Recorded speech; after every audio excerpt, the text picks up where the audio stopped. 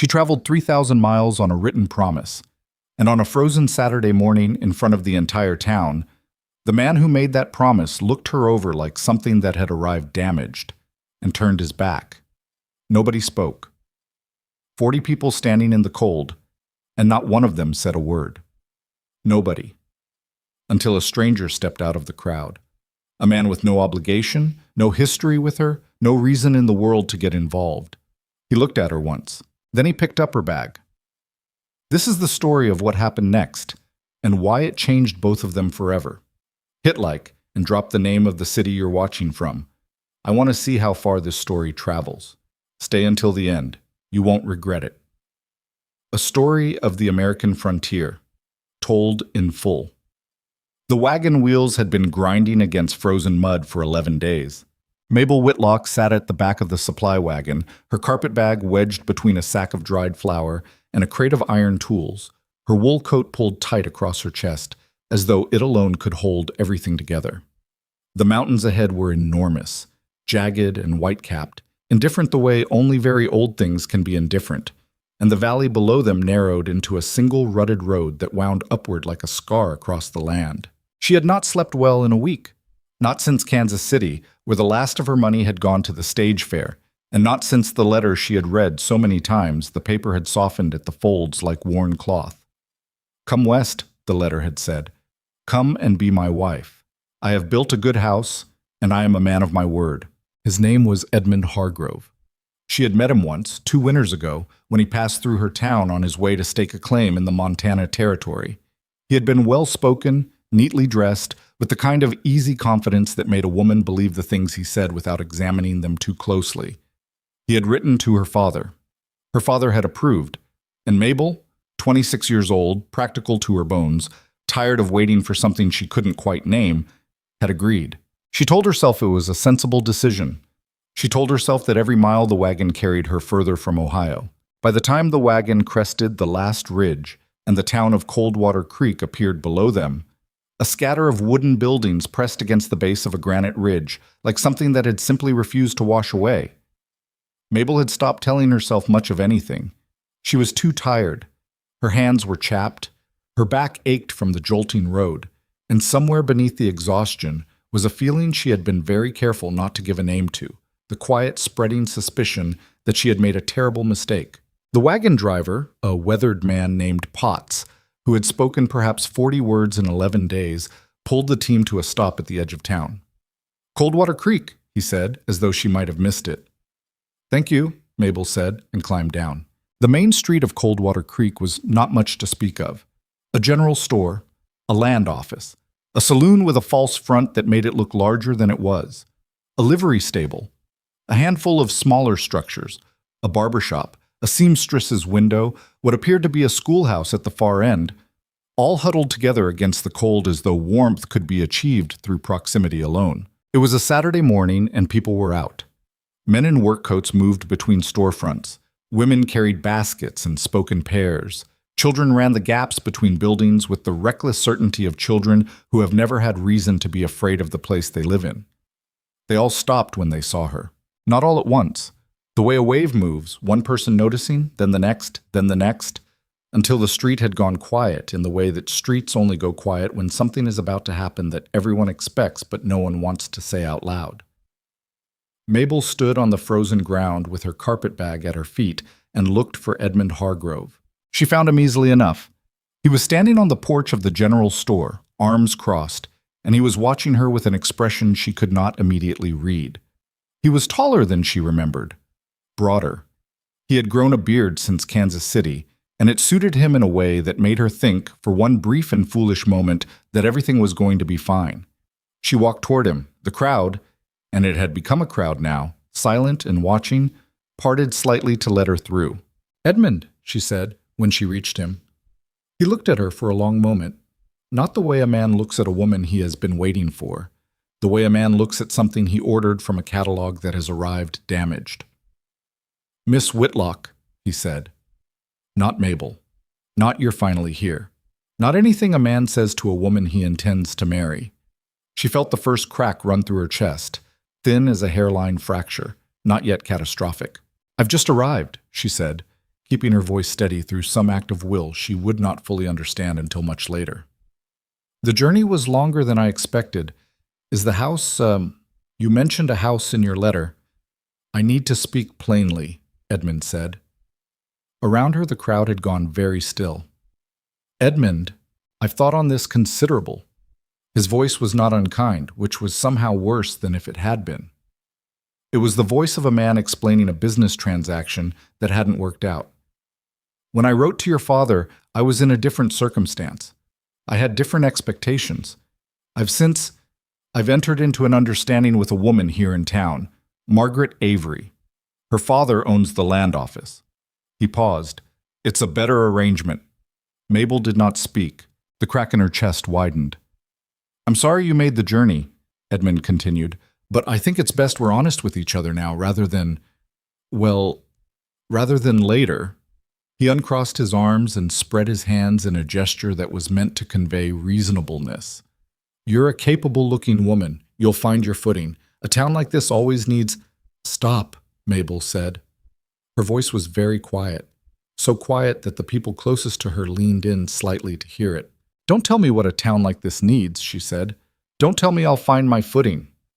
She looked at him, really looked the way she should have looked 2 years ago in her father's parlor, and saw him completely, maybe for the first time. You brought me 3,000 miles on a written promise, Edmund Hargrove, and you're going to stand there and call it honest dealing? Edmund's expression stiffened. The reasonableness evaporated. I didn't force you to come, he said, louder now, the way men get louder when they feel themselves losing control of a situation. Nobody put a gun to your head. You made your own choice. I made my choice based on your word. And my word has changed. That's the end of it. He turned away, already dismissing her, already moving back through the door of the general store as though the conversation had been nothing more than a brief inconvenience. Potts will find somewhere for you to stay tonight. After that, you're on your own. The door closed behind him. Mabel stood in the middle of the street in front of 40 strangers with $11 in a carpet bag and nowhere in the entire world to go. For a moment, nobody moved. The silence was the worst thing she had ever stood inside of, worse than the cold, worse than the exhaustion. It pressed against her from all directions. The weight of 40 people watching her absorb the full force of what had just been done to her and choosing, every one of them, to say nothing. She would not cry. She made that decision with the same quiet ferocity she had used to make every other decision in her life, quickly, without ceremony, and without any expectation that it would be easy. She would not cry, not here, not in front of these people, not for him. She picked up her carpet bag. She had no plan. She had nowhere to walk toward, but standing still was not something she was capable of. And so she turned and she began to walk, back down the main street, back the way she'd come, though to what end she could not have said. She had taken perhaps 6 steps when she heard it. That's enough. The voice came from somewhere to her left, deep, not loud, but with a quality that made loudness unnecessary. The kind of voice that doesn't raise itself because it doesn't need to. She stopped. A man stepped out from the edge of the crowd. He was tall, lean, in the way of men who work hard and eat what they earn, with dark hair that needed cutting and a jaw that hadn't seen a razor in some days. He wore a heavy canvas coat, worn at the elbows, and boots that had walked considerable distances in considerable weather. There was nothing elegant about him. He looked like he had been assembled entirely from practical considerations. He was not looking at Mabel. He was looking at this door Edmund Hargrove had disappeared through. Garrick. A man in the crowd said the word quietly, half warning, half something else. Resignation, maybe, or the recognition of something inevitable. The man named Garrick Vance did not acknowledge it. He walked to the door of the general store and pulled it open without knocking. The crowd waited. Inside the sound of voices, 2 of them, low and tense, the words indistinct through the wood walls, but the tone unmistakable. Not an argument exactly. More like a correction. One man's voice climbing in protest, the other remaining level and implacable and completely, utterly immovable. It lasted perhaps 2 minutes. Then the door opened again, and Garrick stepped back out into the street. He crossed to where Mabel stood and stopped in front of her. Up close, she could see that his eyes were a dark shade of gray-green, the color of pine trees in winter. and that he was looking at her with an expression she couldn't place, not pity, not precisely, and not admiration either. Something more direct than both. Something that saw her exactly as she was, a woman in an impossible situation who had not cried, who had picked up her bag and started walking. "I have a cabin," he said, "up on the North Ridge. It's not much, but it's warm and it's clean, and there's a spare room with a bolt on the door." He paused. "You can stay as long as you need." Mabel looked at him. Around them, the crowd was very attentive. "I don't know you," she said.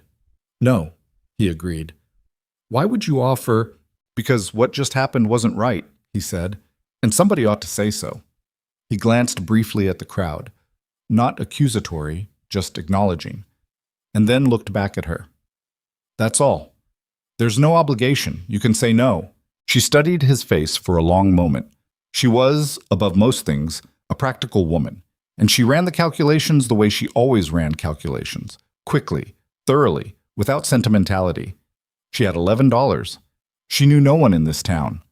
The man who had brought her here had closed a door in her face in front of 40 witnesses, and not one of those 40 witnesses had spoken a word on her behalf until this stranger stepped out of the crowd. She had no good options. She had one that was marginally better than the others. "All right," she said. "Thank you." He nodded once, picked up her carpetbag before she could protest, and started walking. Mabel Whitlock fell into step beside Garrick Vance and walked away from the silent, watching crowd, away from the door that had been closed against her, and up toward the North Ridge where a cabin waited in the cold mountain air. She did not look back. The trail to Garrick's cabin was 3 miles of switchbacks through timber and rock, and he walked it the way a man walks a road. He has walked so many times he no longer needs to think about it. He didn't speak. She didn't speak. The trees pressed close on both sides.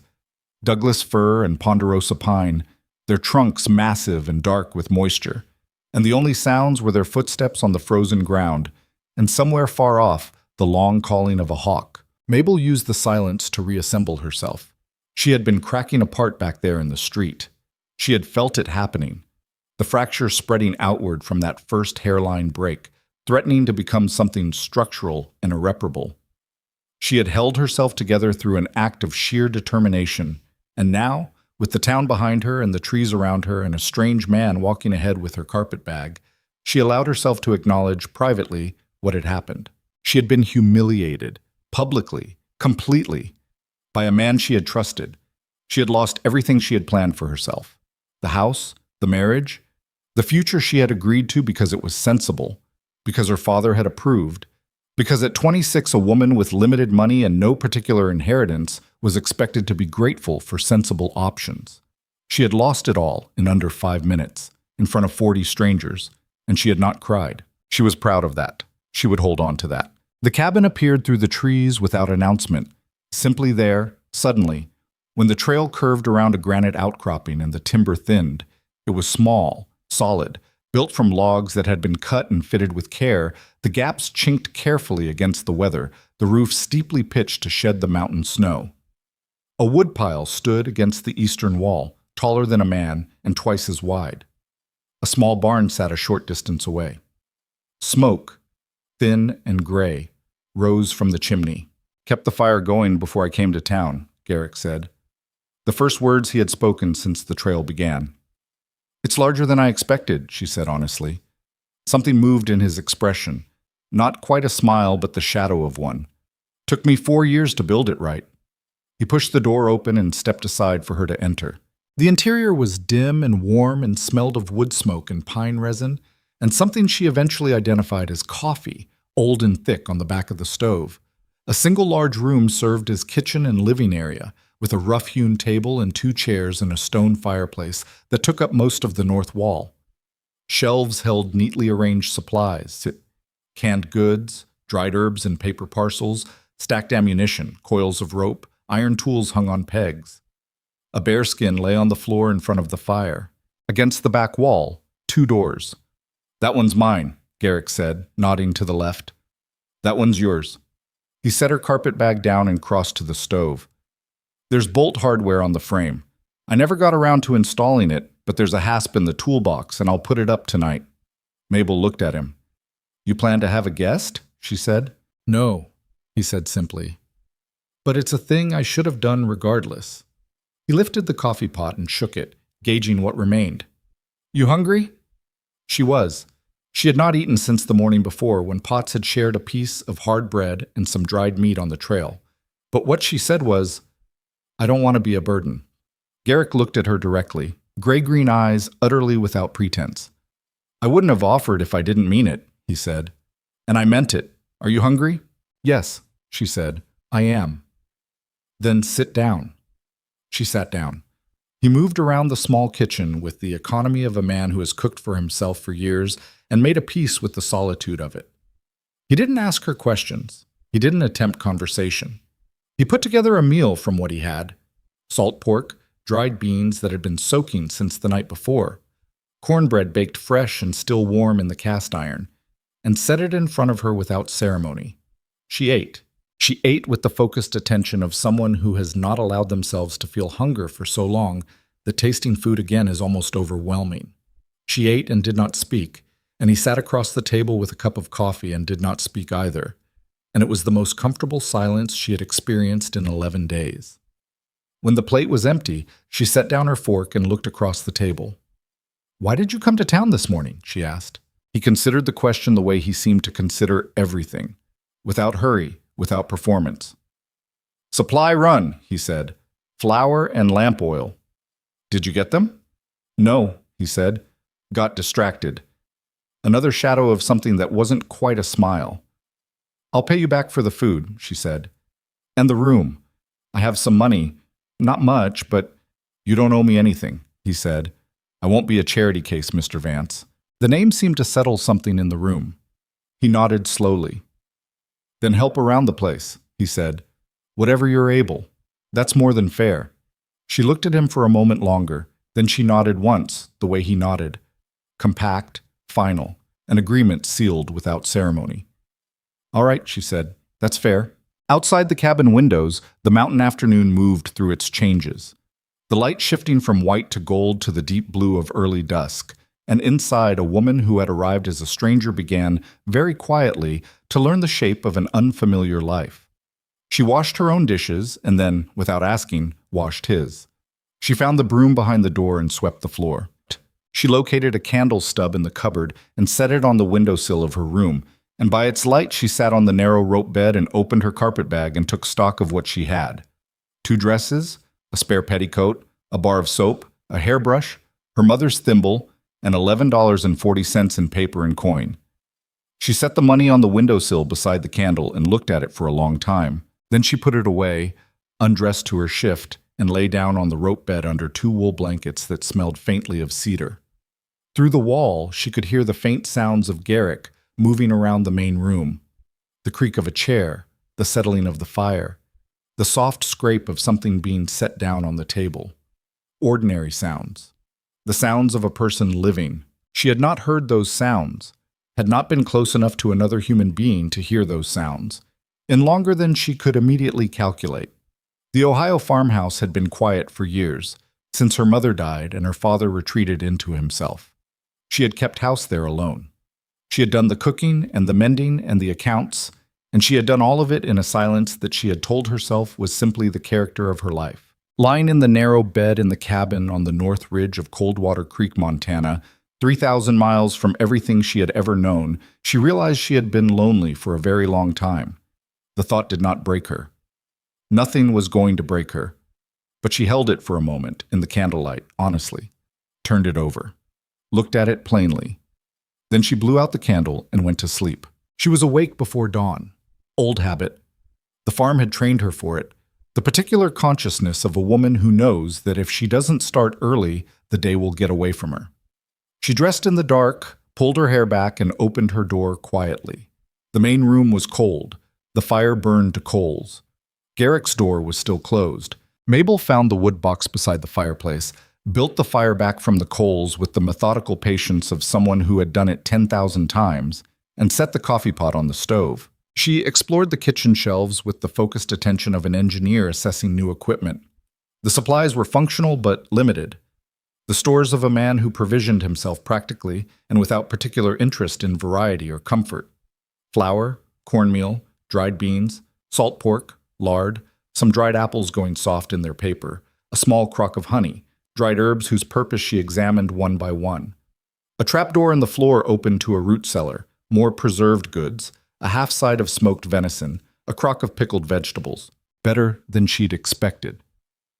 By the time Garrick's door opened, an hour later, the fire was hot. The coffee was made, and a pan of cornmeal mush was waiting on the stove with a ladle of honey set beside it.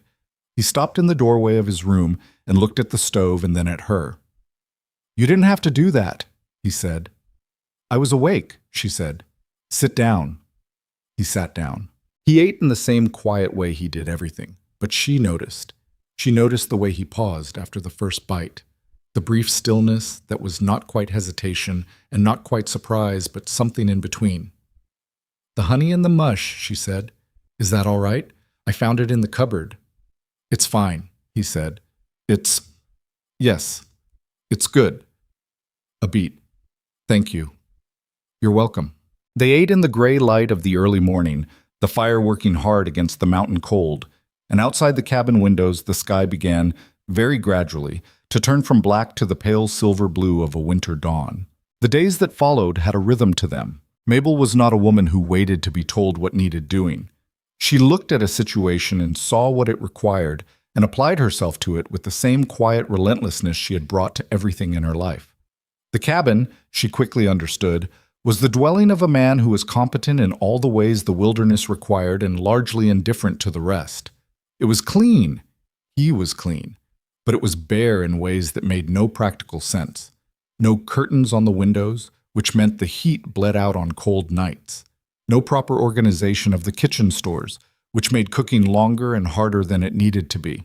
The hearth tools were laid on the floor beside the fireplace, instead of hung on the iron bracket that was clearly designed to hold them. She didn't comment on any of it. She simply fixed things, quietly, one at a time. She cut fabric from an old shirt she found in the rag bin and hung it at the windows. She reorganized the kitchen shelves so that what she used most often was within easy reach. She hung the hearth tools on their bracket and swept the ash that had accumulated in the corners of the firebox. She took stock of the larder and made a list, in her neat schoolteacher's hand, of what would be needed within the month. Garrick came in from his trap lines one afternoon and stood in the middle of the cabin, looking around with an expression that was difficult to decipher. Not displeased, she thought, and not precisely pleased. More the look of a man confronting a familiar thing that has shifted slightly in ways he can't immediately account for. "The windows," he said. "The heat was going out through the glass at night," she said, not looking up from the beans she was sorting.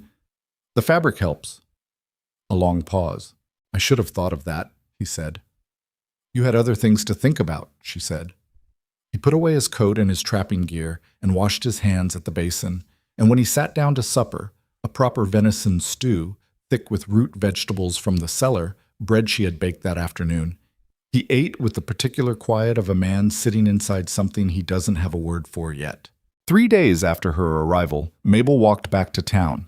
She did not tell Garrick she was going, partly because he had left before dawn for his trap lines, and partly because she didn't feel she needed permission. She walked the 3 miles down the switchback trail and into Coldwater Creek with her chin level and her eyes forward and her $11 in her coat pocket. The street was not as quiet as it had been on Saturday. A weekday crowd moved about its business, and she was aware of eyes following her, aware of conversations pausing as she passed, aware of the weight of what everyone in this town had witnessed and was now reassessing. She let them look. She couldn't stop them. The schoolhouse at the end of the street was her destination. She had identified it on her first day and filed it away as a possibility, the way she filed everything away. Systematically, without emotion, for later use. She knocked on the door. A woman answered, perhaps 50, iron-haired, with the permanently assessing gaze of a woman who has managed children for decades and has extended that habit to all of humanity. "Yes?" the woman said. "My name is Mabel Whitlock," Mabel said. "I arrived in town on Saturday. I understand you might be aware of the circumstances." She held the woman's gaze steadily. "I'm a trained teacher. I kept school in Ohio for 4 years before I came west. I was wondering whether you have any need of assistance." The iron-haired woman, whose name, Mabel would learn, was Mrs. Faulkner, looked at her for a very long time. Then she opened the door wider and said, "Come in, Miss Whitlock." She was offered 2 days a week at the schoolhouse, for a small wage that was nevertheless more than nothing. She accepted without negotiating, though she was worth more and she knew it. Time would show them that. Time always showed that. She walked back up the North Ridge that afternoon with the cold air sharp in her lungs and the mountains enormous all around her, and she felt for the first time since Kansas City something that she might cautiously have called steadiness. Not happiness, not yet, but the solid, load-bearing sensation of a woman who has found her footing in difficult terrain and intends to keep it. Garrick was at the cabin when she returned, working at the table with a piece of leather and a bone awl. He looked up when she came in. "Town?" he said. "Schoolhouse," she said. "Mrs. Faulkner has taken me on twice a week." She hung her coat on the peg by the door. "I'll be earning a small wage. I'll contribute to the household expenses." He set down the awl. "That's not necessary," he said. "I know it's not necessary," she said, moving to the stove. "It's what I want." She checked the fire. "Is that all right with you?" He looked at her for a moment across the warm room. "Yes," he said. "That's all right." She began to prepare the supper, and behind her she heard him pick up the awl again, and the small, steady sounds of his work filled the cabin. And outside the North Ridge, winter was coming down hard from the mountains. And inside the small, insufficient world of the cabin, there were two people moving through the same space with the careful, provisional grace of two people learning to trust something they have not yet named. The night Mabel found the guitar was 2 weeks into her time at the cabin. It was propped in this corner behind Garrick's door, which she saw only because the door was open and the angle of the afternoon light caught it. A simple instrument, spruce top gone golden with age, the neck worn smooth from years of handling. She would not have gone into his room. She had a strict boundary about that, and he had never crossed the equivalent boundary for hers. But the guitar was visible from the doorway, and she stopped. At supper she said, without particular emphasis, "I saw you have a guitar." He looked up from his plate. Something shifted in his face, the same quality as when she'd hung the curtains, the sense of something having been noticed that he was accustomed to keeping unnoticed. "Had it a long time," he said. "Do you play?" A pause. "Used to." "What stopped you?" He looked at her directly then, and she saw in his eyes the thing that she had been gradually learning to recognize, the particular privacy of a man who has spent years alone and has developed very particular boundaries around the parts of himself that are most real. Not dishonest, not cold, just careful. The way a person becomes careful when they have learned the hard way that openness costs something. "Nothing stopped me exactly," he said. "Just didn't seem worth the trouble." She considered that. "Music is never trouble," she said quietly. He didn't respond to that, but he didn't dismiss it either. He cleared the plates and she washed them, and when she went to bed she could hear, very faintly through the wall, the sound of strings being tuned. She lay in the dark and listened, and her chest ached with something that was not sadness exactly, and was not happiness exactly, but was the feeling of recognizing something she had not expected to find. It was on a Tuesday evening, 3 weeks after Mabel's arrival, that she understood something important. She was sitting by the fire with a mending basket when Garrick came in from the barn. He stamped the snow from his boots, shrugged off his coat, and stood for a moment with his back to the room, warming his hands by the fire. He was perhaps 3 feet from her chair. Neither of them spoke. After a moment, without turning around, he said, "How was the school today?" "Good," she said. "We've started on fractions." Half of them understood it immediately, and the other half looked at me as though I'd suggested they learn to fly. He made a sound that was unmistakably a brief, low laugh. There and gone. But there. She kept her eyes on her mending. "You're good with them," he said. "I heard Mrs. Faulkner say so." "When did you speak with Mrs. Faulkner?" "I don't speak with Mrs. Faulkner," he said. "I overhear Mrs. Faulkner. There's a difference." She looked up from her mending and found that he had turned from the fire and was looking at her, and for a moment both of them were in the same space and neither of them looked away, and the fire crackled between them and the mountain outside was cold and dark and covered in snow. It was Mabel who looked back down at her mending first, but not because she wanted to. There are moments in a life, she would think later, when something begins and you do not know it is beginning. When the ordinary accumulates without your noticing until one day you look up and the ordinary has become something else entirely, something that has weight and warmth and the specific gravity of things that matter. The cabin on the north ridge of Coldwater Creek was cold and small and far from everything she had planned for herself. It was also, she acknowledged this to herself on a still night in late November, the stars burning enormous overhead as she stood for a moment in the doorway before she slept. The most herself she had felt in years. She didn't know what to do with that. Not yet. But she closed the door against the mountain cold, and she went inside, and the fire was banked and warm, and through the wall she could hear the quiet breathing of the cabin settling into the night. She was not where she intended to be, but she was here, and for tonight, that was enough. December came to the North Ridge the way it always came to that part of Montana, without apology and without mercy.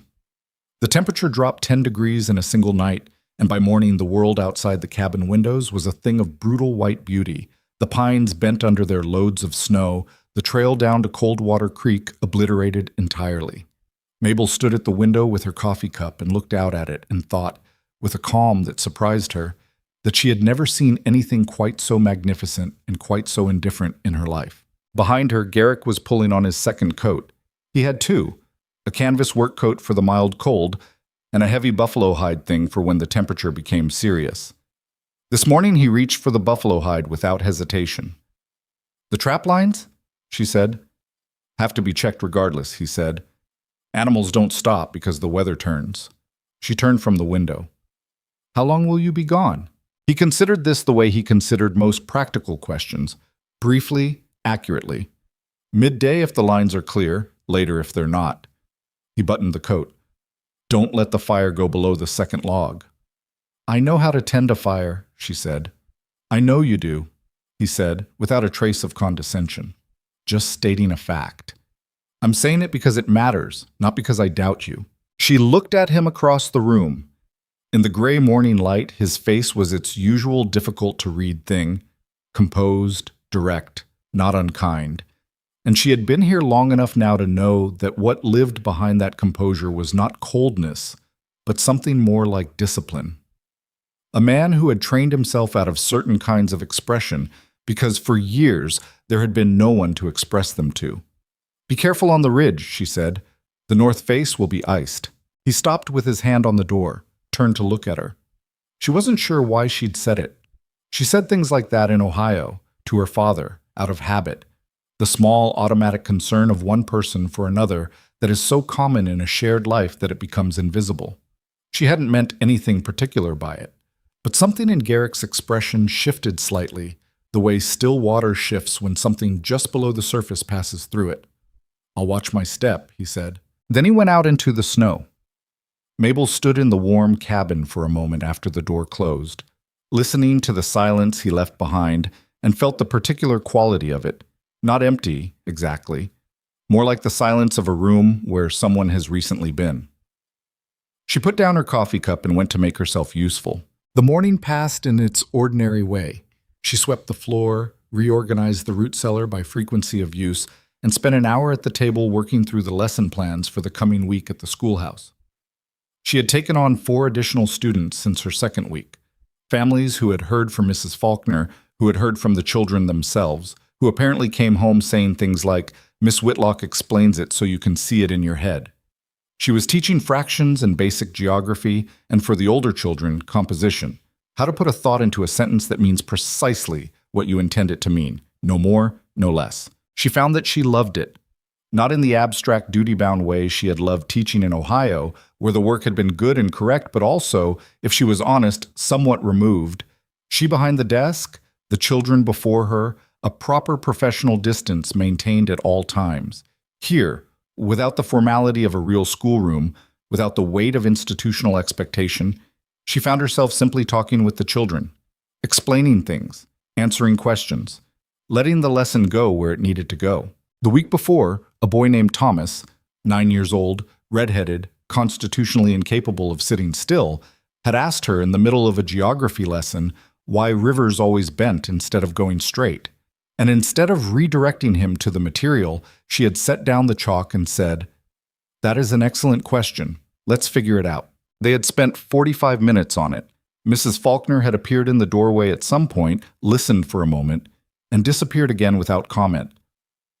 But the next morning she had left a new geography text on Mabel's chair, open to the chapter on hydrology. It was not a large gesture. It was the kind of gesture that a woman like Mrs. Faulkner made instead of saying the things she wasn't inclined to say out loud. Mabel understood that language. She had been speaking it her whole life.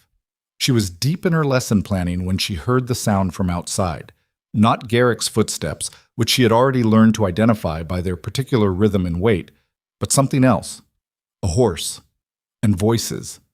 She set down her pencil and went to the window. Two men on horseback were picking their way up the trail toward the cabin. She didn't recognize either of them. They were dressed for the cold, fur-collared coats and broad-brimmed hats pulled low, and they were moving with the casual confidence of men who are accustomed to going where they choose without particular invitation. She watched them for a moment, then opened the cabin door before they could knock. "Help you?" she said. The nearer man, broad-shouldered, perhaps 40, with a dark beard threaded with gray, pulled up his horse and looked at her with open surprise, as though he had not expected anyone to answer the door, or perhaps as though he had not expected the someone to be her. "We're looking for Vance," he said. "Garrick Vance." "He's on his trap lines," she said. "Is there something I can help you with?" The man looked at her more carefully now. Then he looked at the cabin behind her, and at the smoke from the chimney, and at the curtains in the windows, and she saw him assembling an understanding of the situation that was not quite accurate, but close enough to make his expression settle into something between curiosity and assessment. "You'd be the woman from Saturday," he said. "The one Hargrove—" "My name is Mabel Whitlock," she said. "And yes," a pause. The second man, younger, said nothing and looked at his horse's ears. "Name's Callum Reed," the older man said. "I run cattle in the valley. Vance does some work for me in the winter when the trapping's slow." He shifted in the saddle. "Tell him I came by. I've got work if he wants it.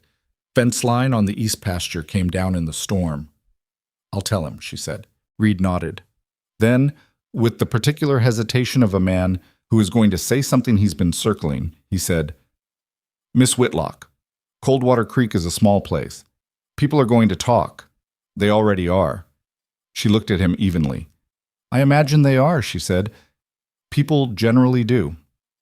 I'm just saying, there are those in town who think it's irregular. A woman staying alone with—" "Mr. Reed," she said, "I came 3,000 miles on the word of a man who turned out to be worth nothing. I have very little energy left for the opinions of people who didn't bother to speak when it would have mattered."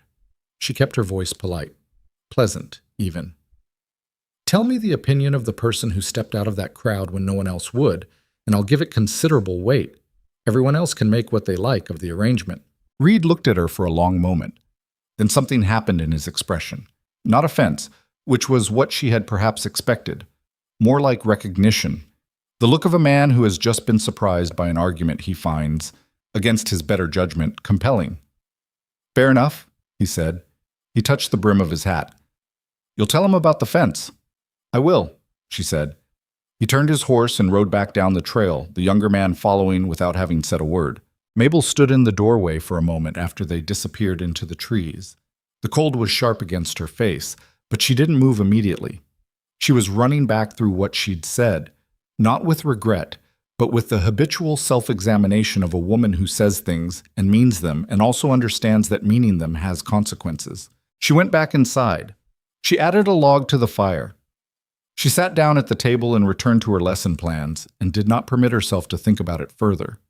Garrick came back at midday, as he had predicted, stomping snow from his boots in the doorway and unwrapping the scarf from his face with red fingers. She told him about Callum Reed over dinner. He listened without interrupting, his expression unchanged. "I'll ride over tomorrow," he said when she was done. "He said the east pasture fence line." "I know where it is." He was quiet for a moment. Then, "What else did he say?" She considered the question. Garrick had a particular capacity for reading the gaps in a story. He noticed what you didn't say with the same attentiveness that most people reserved for what you did. "He mentioned the town talk," she said, "about the arrangement." Garrick set down his fork. And I told him I didn't have energy for the opinions of people who hadn't spoken when it mattered. She met his eyes. I hope that was all right. He looked at her for what felt like a long time, but was probably only a few seconds. More than all right, he said. He picked up his fork again. What did he say to that? He said, fair enough, and rode away. Something moved in the corner of Garrick's mouth. That sounds like Reed, he said, and then quieter. Thank you for handling it. You would have done the same, she said. Probably with less eloquence, he said. She blinked. In 6 weeks, she had not heard him use a word like eloquence. She looked at him and found him looking at his plate with the careful attention of a man who has said something and is deciding whether to acknowledge having said it. She decided to let him be. But that evening, when the supper things were cleared and the fire was burning well and she was sitting with her mending, she found herself thinking about what he'd said, turning it over quietly in her mind, the way you turn something small and unexpected in your fingers to feel the weight of it. The weeks continued. Snow fell. More snow fell. The trail to town became passable only by certain determination, and Mabel's determination was considerable. She walked it twice a week for the schoolhouse, regardless of weather, and she walked it upright, at a good pace, and she arrived at the schoolhouse with cold pink cheeks and her hair in good order and her composure entirely intact, and she did not give the town any further opportunity to see her at anything other than her best. The children were hers by December. Not officially, nothing was official about any of it, but in the way that matters more than official, they watched for her, they competed for her attention, they brought her things, a smooth stone, a hawk feather, once a very small and extremely dead lizard that had been kept in a coat pocket for reasons that were not entirely clear. Thomas, the red-headed boy with the river question, had decided she was the most interesting adult he had ever encountered, and expressed this by sitting in the front row and asking her approximately 47 questions per lesson. She loved every one of them. And the town, which had watched her arrive with a carpetbag and nowhere to go, was beginning, quietly, unevenly, with the particular reluctance of a community that doesn't like to admit it got something wrong, to revise its understanding of Mabel Whitlock. She felt it in the way Mrs. Faulkner began including her in the small decisions of the school without being asked. She felt it in the way the woman at the general store, whose name was Clara, began holding back good cuts of meat when she came in on supply days. She felt it in the way the conversations she walked through on the main street began to open rather than close. A greeting here, a question about the school there, a woman named Agnes stopping her one morning to ask whether it was true she'd come all the way from Ohio alone on the stage. It's true, Mabel said. Brave, Agnes said and walked on. Mabel stood on the frozen street for a moment, absorbing that. Then she went about her day. The cabin changed in December. Not in any way you could have pointed to specifically. No single thing was dramatically different. But Garrick came home from the trap lines one afternoon and found that she had taken down the crude shelf above the fireplace and rehung it level, which apparently it had never been, and arranged his few possessions on it with a care that was respectful of what each thing was. His father's hunting knife on its leather strap, a tin cup that had significant scratches on the bottom and had clearly been carried a long way. 3 books. A surveying manual, a collection of frontier poetry so worn the cover had separated from the binding, and a small volume of natural history with handwritten notes in the margins. He stood looking at the shelf for a moment. She watched him from the kitchen without appearing to watch. The knife belonged to your father? She asked. He turned. Yes. I didn't touch it. The angle of the shelf was holding the strap at stress. I see that. He was still looking at it. Thank you. The poetry book, she said carefully. The margins. He was quiet for a moment. I wrote those notes a long time ago. I wasn't going to read them, she said. I only noticed. He looked at her. You could read them, he said. If you wanted to. She was quiet for a moment. Only if you'd read mine. He looked at her steadily. You keep a journal? I do. Then yes, he said. That would be fair. Neither of them moved toward the other's books that evening, but the offer had been made, and the offer was its own thing. A small door opened between 2 people who had both, in their different ways, been living with their doors shut for a long time. It was on a Thursday night in the 3rd week of December that Garrick played the guitar. Not deliberately, not as a performance. He had come in from the cold an hour after dark, when Mabel had begun to feel the particular alert quality of concern she felt when he was late. Not worry exactly, she told herself, just the practical attentiveness of someone sharing a space with another person. And he had come in quiet, in the way he was sometimes quiet after long days, the silence that meant something had been difficult but was managed. And he had eaten supper without much conversation, and afterward he had sat by the fire for a while doing nothing. She read, or tried to read. After a while he got up and went to his room, and she thought he had gone to sleep, and she turned a page she had not actually absorbed. Then she heard it, the sound of tuning, quiet and tentative, and then a chord, and then another, and then not chords but a melody. Simple. The kind of thing a man plays when he thinks no one is listening. She did not move. She sat very still with her book in her lap and listened, and the music came through the wall in the particular way that music comes through walls. Not whole, not complete, but somehow more intimate for being half heard, the way a conversation overheard is sometimes more honest than one addressed directly. She couldn't have said afterward what he played. Something slow. Something that had age in it, the feeling of a song that had been carried a long way over a long time. It lasted perhaps 20 minutes, and then it stopped, and there was silence. And then after a while she heard him settle for sleep. She sat with her unread book for another long time after that. She was learning things about Garrick Vance that he did not tell her directly, could not tell her directly perhaps, because the language required for them was one he had unlearned in years of solitude. She learned them instead from the margins of the poetry book she hadn't read, from the angle at which he held a conversation he was uncomfortable with, from the way he stood when he looked at the knife that had been his father's. She learned them from the 20 minutes of music that came through a wall on a December night. He had loved someone once and lost them. She was almost certain of this, though she had no evidence she could have pointed to, only the accumulated weight of small observations that added up to something unmistakable, the way a trail of footprints adds up to the certainty of a passing. She didn't ask. It was not her place to ask, and in any case, she recognized that particular privacy from the inside.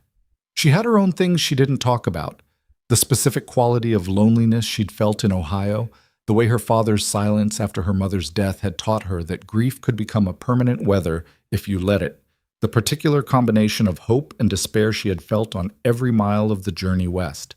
She had not spoken of those things. She did not expect to be spoken to of his. But on Christmas morning, she came out to find that he had cut a small pine and stood it in the corner of the main room and arranged around it, with evident care and evident awkwardness, the few decorative things the cabin possessed: a string of dried apple slices, a piece of red wool tied in a bow, 3 pine cones she recognized from the woodpile. She stood in the doorway of her room and looked at it. He was at the stove, his back to her, making coffee with the focused attention he brought to tasks when he was uncertain of their reception. "Garrick," she said softly. "I know it's not much," he said, not turning. "It's the most thoughtful thing anyone has done for me in years," she said. Her voice was steady. She was proud of that because she was not entirely steady beneath it. He turned from the stove. He looked at her, and she looked at him, and outside the window the mountain was white and still and enormous. And inside the cabin it was warm, and the small pine tree stood in its corner with its string of apples and its red bow, and neither of them said anything further. But something settled in that moment, something that had been suspended between them, finding its level. An acknowledgement, mutual and wordless, that whatever this was, it was real. It had weight. It had, against all reasonable expectation, become something that mattered to both of them. She crossed to the stove and poured herself a cup of coffee. He handed her the cup before she reached for it. Their fingers were close in the passing, but did not touch. "Merry Christmas, Garrick," she said. "Merry Christmas, Mabel," he said. The first time he had called her by her given name. She turned and carried her coffee to the window and looked out at the mountain. And her heart was doing something complicated in her chest that she chose not to examine too closely. Not today, not yet. Outside, a hawk turned wide circles in the cold white sky above the ridge, riding some current of air that was invisible from below, but sufficient, clearly, to hold it aloft without effort. She watched it until the coffee went cold in her cup. January arrived, and with it a thaw, brief and deceptive, that turned the trail to mud and brought the town closer for a few days. Mabel used it to make a longer supply run, and returned to find Garrick had repaired the lean-to on the back of the barn, which had been threatening to come down since November, and had done it while she was away. She suspected in that particular way of his, so she wouldn't offer to help and risk injury on icy wood. She looked at the new boards and the fresh-driven nails, and she said nothing about it. But at supper she made a point of the cornbread being slightly richer than usual. She'd used the last of the saved butter. And he ate 2 pieces without comment, and she thought that perhaps this was the language they were developing between them. Not words, not yet, or not the big ones. Small acts, legible to both of them. The town had stopped talking about the arrangement, largely because the story had become ordinary. Ordinary was not interesting. What was interesting, and what people had begun to say quietly to each other, was not what Mabel Whitlock was doing out on the North Ridge, but rather what she had done to the schoolhouse, and what she had done to the children, and the particular quality of attention she brought to the work of teaching that made children come home in the evenings talking about rivers and fractions and the geography of places they had never seen. Mrs. Faulkner said to her one afternoon, in the carefully offhand way of a woman who doesn't give compliments easily and knows it, "They're going to remember you, the ones you've taught this year. They'll remember you their whole lives." She shuffled papers on her desk. "That's not nothing." "No," Mabel agreed. "It's not." "You could have your own school," Mrs. Faulkner said, still looking at the papers. "If you stayed, the county would fund it. I'd write the letter myself." Mabel was quiet for a moment. "I'm staying," she said. And then, because it was true and she had stopped pretending otherwise even to herself, "I don't have any plans to leave." Mrs. Faulkner looked up at that, examined her with those permanently assessing eyes. "Good," she said finally. Just the single word, and then back to the papers.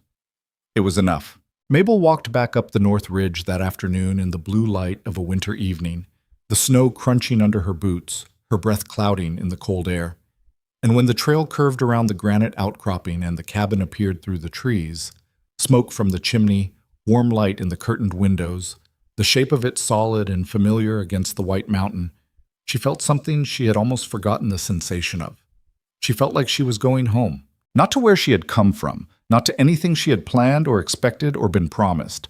To something she had arrived at by a different road entirely, through a door that had been opened to her in the worst moment she could remember, by a man who had not tried to rescue her or claim her or make her into anything other than what she already was. She stood for a moment in the cold and looked at the light in the window. Then she walked the last distance up the trail and pushed open the cabin door. And the warmth came out to meet her. And inside, Garrick looked up from the table where he was working and said, without ceremony, "There's stew on the stove." And she said, "I know, I can smell it," and hung her coat on its peg, and that was all. It was, in every way that counted, exactly enough. February in the Montana Territory had a particular cruelty to it that was different from January's cruelty. January was honest. It came at you directly, cold and heavy and without pretense, and you prepared for it accordingly. February was something else. February gave you mornings that almost felt like thaw, the light shifting toward gold, the air carrying a faint suggestion of something that wasn't quite spring but gestured in that direction. And then by afternoon it turned on you completely, driving sleet sideways across the ridge and dropping the temperature 15 degrees before dark. It was the kind of weather that punished optimism. Mabel had stopped being optimistic about the weather sometime in mid-January. She had become instead practical about it, which was, she reflected, probably the more useful quality in the long run. She was crossing the main street of Coldwater Creek on a Tuesday morning in the second week of February when Agnes Whitmore, the woman who had said brave to her in December and walked on, fell into step beside her with the careful casualness of someone who has been waiting for an opportunity. "Miss Whitlock?" Agnes said. "Mrs. Whitmore," Mabel said. She adjusted her basket on her arm and kept walking, not unfriendly but purposeful. "I wanted to say something," Agnes said, "about what happened, back in November, on the street." Mabel didn't slow her pace. "You don't owe me anything, Mrs. Whitmore." "I know I don't." Agnes was a compact woman, quick on her feet. She kept up without difficulty. "I wanted to say it anyway. What Edmund Hargrove did to you, standing there in front of everyone, we should have spoken. I should have spoken. I didn't." A pause. "That sits poorly with me." Mabel stopped. She looked at Agnes Whitmore, the composed face, the honest discomfort in it, and felt the particular complicated warmth of being told the truth about a wound after it had already begun to close. "Thank you for saying so," she said. Not "it's all right," because it wasn't, precisely, but genuine thanks. For the honesty, which was its own thing. Agnes nodded, relieved and a little ashamed still. "The children talk about you constantly," she said, shifting. "My Thomas, your Thomas," Mabel said, and a real smile moved across her face, "is the most curious child I have ever taught. You should be very proud of him." Agnes laughed, the released laugh of a woman who has been holding something tense and just let it go. "He drives me to distraction," she said. "But yes, I suppose I am." They parted at the corner of the main street, and Mabel watched Agnes walk away and felt the slow, unmistakable sensation of a place becoming real to her. Not just a town she had landed in by accident, but a place with specific people in it who had specific histories with her, and whom she was beginning to matter to in return. She filed that feeling carefully. She was learning to treat good things carefully, the way you treat a flame in the wind. Not squeezing it, not smothering it, just cupping your hands around it. She went about her errands and walked the ridge back to the cabin in the late afternoon. And when she came through the door, she found Garrick at the table with a letter in his hand. He looked up when she entered. His face was its usual composed thing, but she had learned to read the registers beneath the composure, and what she read now was a particular stillness. The stillness of a man sitting with information he hasn't yet decided what to do with. "Letter from Callum Reed?" she said, pulling off her coat. "From my brother," he said, "in Oregon." She paused. In 3 months he had not mentioned a brother. In 3 months, in fact, he had mentioned almost nothing of the life that existed before the cabin, before the North Ridge, before the years of solitude that had preceded her arrival. It wasn't that he was deceptive. She was certain he was not deceptive, but that he had lived alone so long that the past had become something he carried privately, the way you carry something heavy and fragile on a narrow trail. "Is everything all right?" she said. "He's well." Garrick set the letter down on the table. "He wants to know if I'll come for a visit this spring." He was quiet for a moment. "I haven't seen him in 4 years." She moved to the stove and poured herself coffee without asking, which was a thing she had stopped asking permission for sometime in December. "Will you go?" He looked at the letter. "I'm thinking on it." She sat down across the table from him. The afternoon light was going thin and blue, the way February light went, and in it his face had an uncharacteristic openness, not as though he was about to say something vulnerable, but as though the guard was temporarily elsewhere. "You should go," she said. He looked at her. "That would mean leaving the cabin for a month, maybe more." "I know." "The trap lines. I can manage the trap lines." She said it steadily, meaning it, and he knew she meant it. She had been out with him on the lines a dozen times now, had learned the routes and the sets, had handled the work with the same methodical competence she brought to everything. She wasn't as strong as he was, but she was careful and she was consistent, which in the long run were the more durable qualities. "You've never done it alone," he said. "I've never done most of what I do here alone," she said, "and I've managed." He was quiet for a long time. She let the quiet be what it needed to be. "My brother's name is Joseph," Garrick said finally. "He's younger than me by 5 years. He got out of Montana before things got difficult here, and he settled in the Willamette Valley, and he's done well for himself." A pause. "We don't talk often. It's not that we don't get along, it's that I've never been easy to stay in contact with." "No," she agreed gently. The corner of his mouth moved. "Is that a criticism?" "It's an observation," she said, "from someone who has spent 3 months being very attentive to you." The word attentive landed between them with a slight extra weight, and both of them noticed it, and she held his gaze and did not retreat from it. "Write to Joseph," she said. "Tell him you'll come in April." He looked at her for a long moment. "And what will you do while I'm gone?" "I'll teach school," she said. "I'll tend the lines. I'll reorganize the root cellar the way I've been wanting to for 2 months." She paused. "And I'll miss the guitar." It was the most direct thing she had said to him. Not, "I'll miss you." She wasn't ready for that, and perhaps he wasn't ready to hear it. But the guitar, which was the part of him he had given her access to without knowing he was giving it. The music through the wall on winter nights. He looked at the table. He looked at the letter. "I'll think about it," he said. "That's all I asked," she said, and got up to start the supper. He wrote to Joseph the following week. She knew because she found the sealed letter on the table one morning with a coin beside it for the postage. And when she took it to town, she felt something she recognized after a moment as a specific kind of happiness. The happiness of having encouraged a good thing without pushing too hard. She was learning, she thought. She was learning the particular art of caring for someone who was not accustomed to being cared for. The art of making space without making pressure, of offering without demanding, of being present in a way that didn't crowd. It was not entirely different, she reflected, from teaching. The letter from Edmund Hargrove arrived on a Friday. It was addressed to her. She had not received mail in Coldwater Creek before, and the fact that it reached her at all was testament to the smallness of the town. And the postmaster, a thin man named Briggs, handed it over with an expression that was simultaneously apologetic and transparently curious. She took it without comment and tucked it into her coat pocket and walked 3 blocks before she stopped in the doorway of the livery stable, where the wind was cut, and opened it. The handwriting was Edmund's. She recognized it from the letters he had sent to Ohio, the careful copperplate of a man who had learned penmanship and was proud of it. It was short, less than a page. "Miss Whitlock," it began, not Mabel, which told her everything about the register in which this was written. "I have heard from several sources that you have settled in Coldwater Creek and are teaching at the schoolhouse. I want you to know that I have given considerable thought to the events of last November and find that my conduct was not what it should have been. I acted in haste and without proper consideration of the obligations I had undertaken. I am writing to propose that we meet and discuss whether there is a path forward that would be to the benefit of both parties." There was more. She read it. Then she folded it carefully along its original creases and put it back in her pocket. She stood in the doorway of the livery stable for another minute, feeling the cold, watching a wagon move slowly up the main street, listening to the sounds of the town going about its ordinary Friday. Then she walked to the schoolhouse, because she had a class to teach. She did not tell Garrick about the letter that evening. She was not sure why.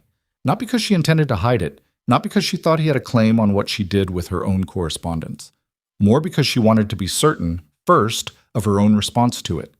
She wanted to read it again, alone, and locate exactly what she felt, and be sure that what she felt was what she thought she felt. She read it again by candlelight after he had gone to bed. What she felt was not what she might have predicted back in October when she had been on the wagon with her carpet bag and her hope. She felt no residual pull, no flicker of the possibility she had once invested in him. What she felt, reading Edmund Hargrove's careful copperplate proposal of a path forward to the benefit of both parties, was something close to clarity. The kind of clarity you get when something you were uncertain about becomes, all at once, completely obvious. She set the letter on the windowsill and looked at the candle flame. She was not angry. She was, and this surprised her slightly, almost grateful. Because the letter made visible something she had been arriving at gradually for weeks, the conclusion of a calculation that had been running quietly in the background of her days while she was otherwise occupied with stew and lesson plans and the sound of guitar strings through a wall. The letter made clear, by contrast, everything that Edmund Hargrove was not, and everything she had, without intending to, come to understand a person could be. She put out the candle and went to sleep, and she slept well.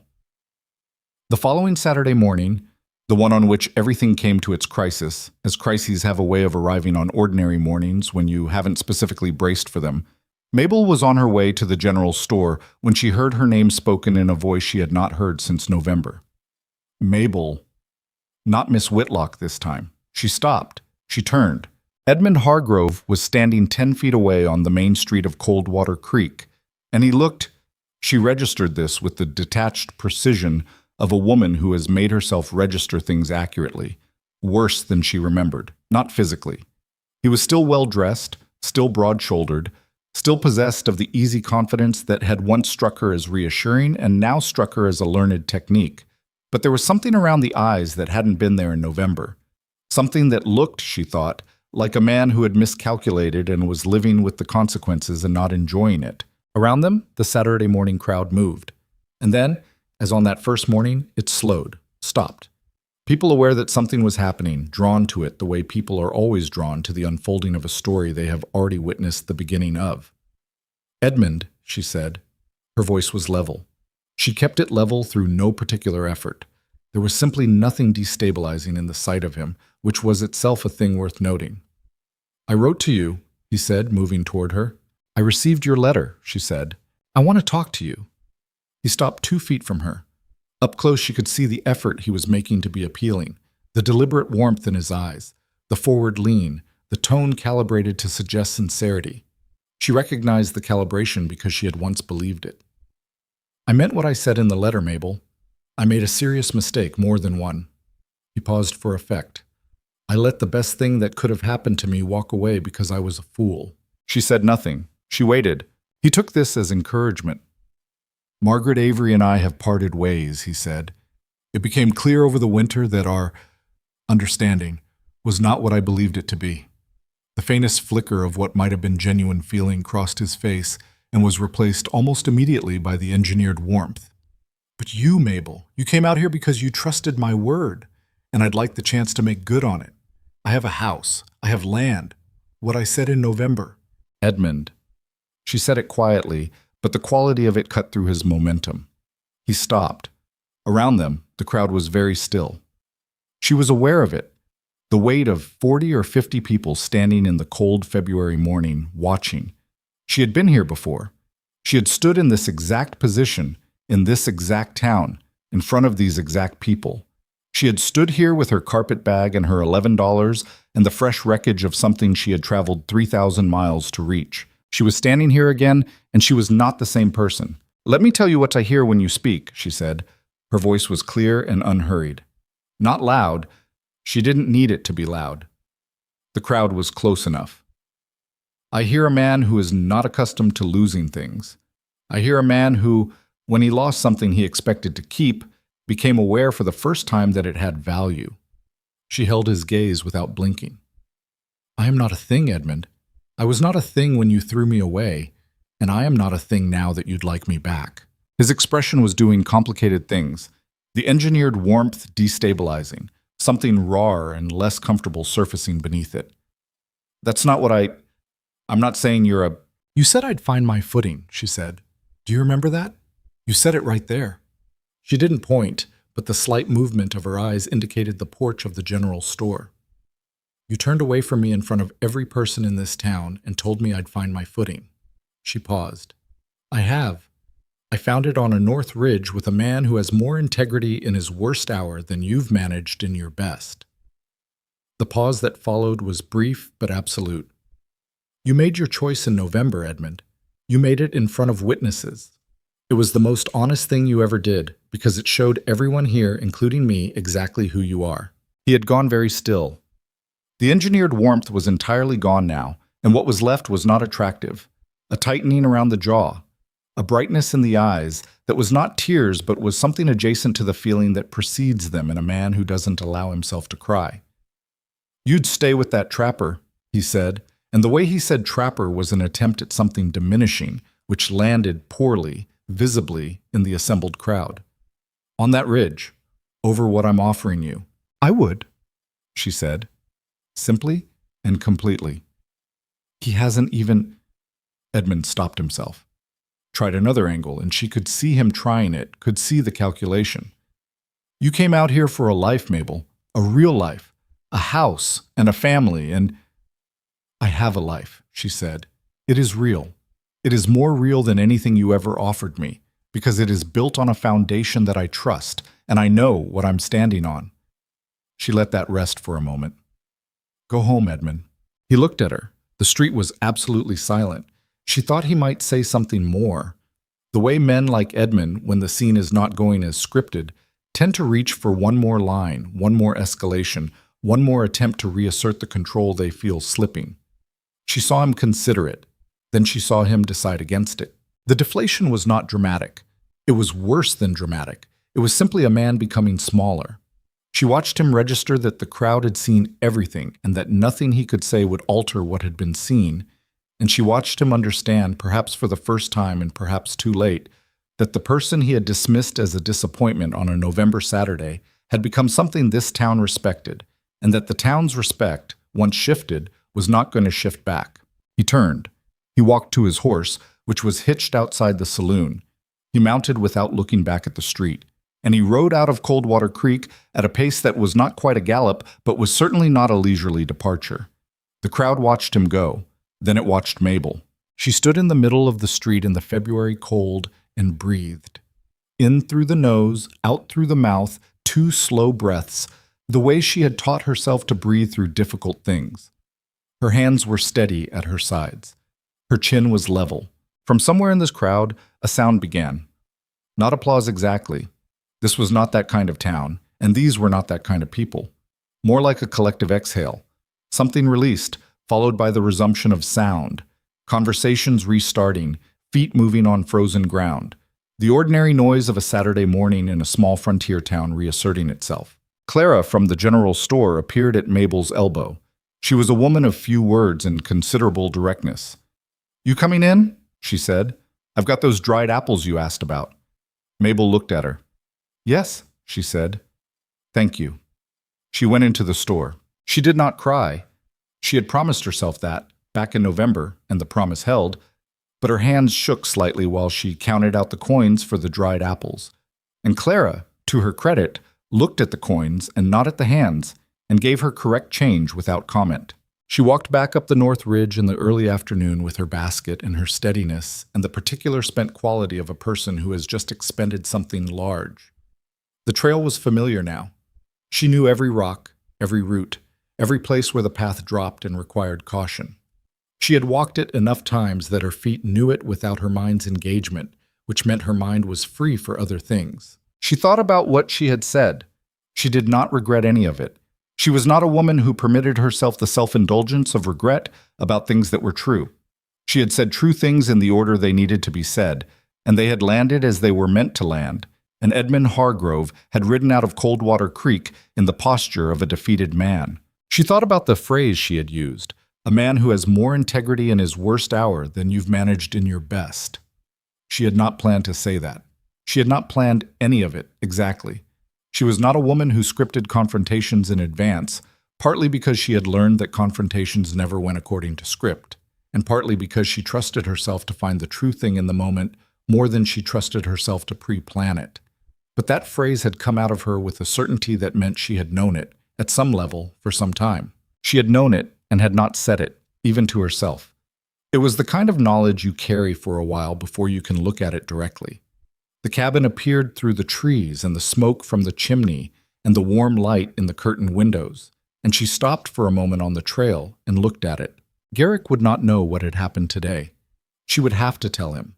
She was not sure how to tell him, not because she was afraid of his reaction, but because the thing she had said in the street was a thing she was going to have to say again, in some form, to his face, and it was larger and more specific than anything she had permitted herself to say directly in 3 months of careful and provisional language. She walked the last distance and pushed open the door. He was at the workbench, doing something with a length of leather and an iron ring. He looked up when she came in, the way he always looked up, unhurried, attentive, present in the particular way that was one of the things she— "Edmund Hargrove came to town today," she said. His hands went still on the leather. He looked at her. She looked at him. The fire was warm between them, and outside the wind was picking up along the ridge, the February betrayal beginning its afternoon turn. "And?" he said. His voice was even, but the stillness of his hands was not entirely even. "And I sent him away," she said. "Publicly, which is how he came." He studied her face for a moment, reading her the way he read her, with that particular attentiveness that she had come to understand was one of his primary languages. "Are you all right?" he said. Not what did he say? Not what did you say? "Are you all right?" She felt the question land in her chest with the particular weight of being seen accurately.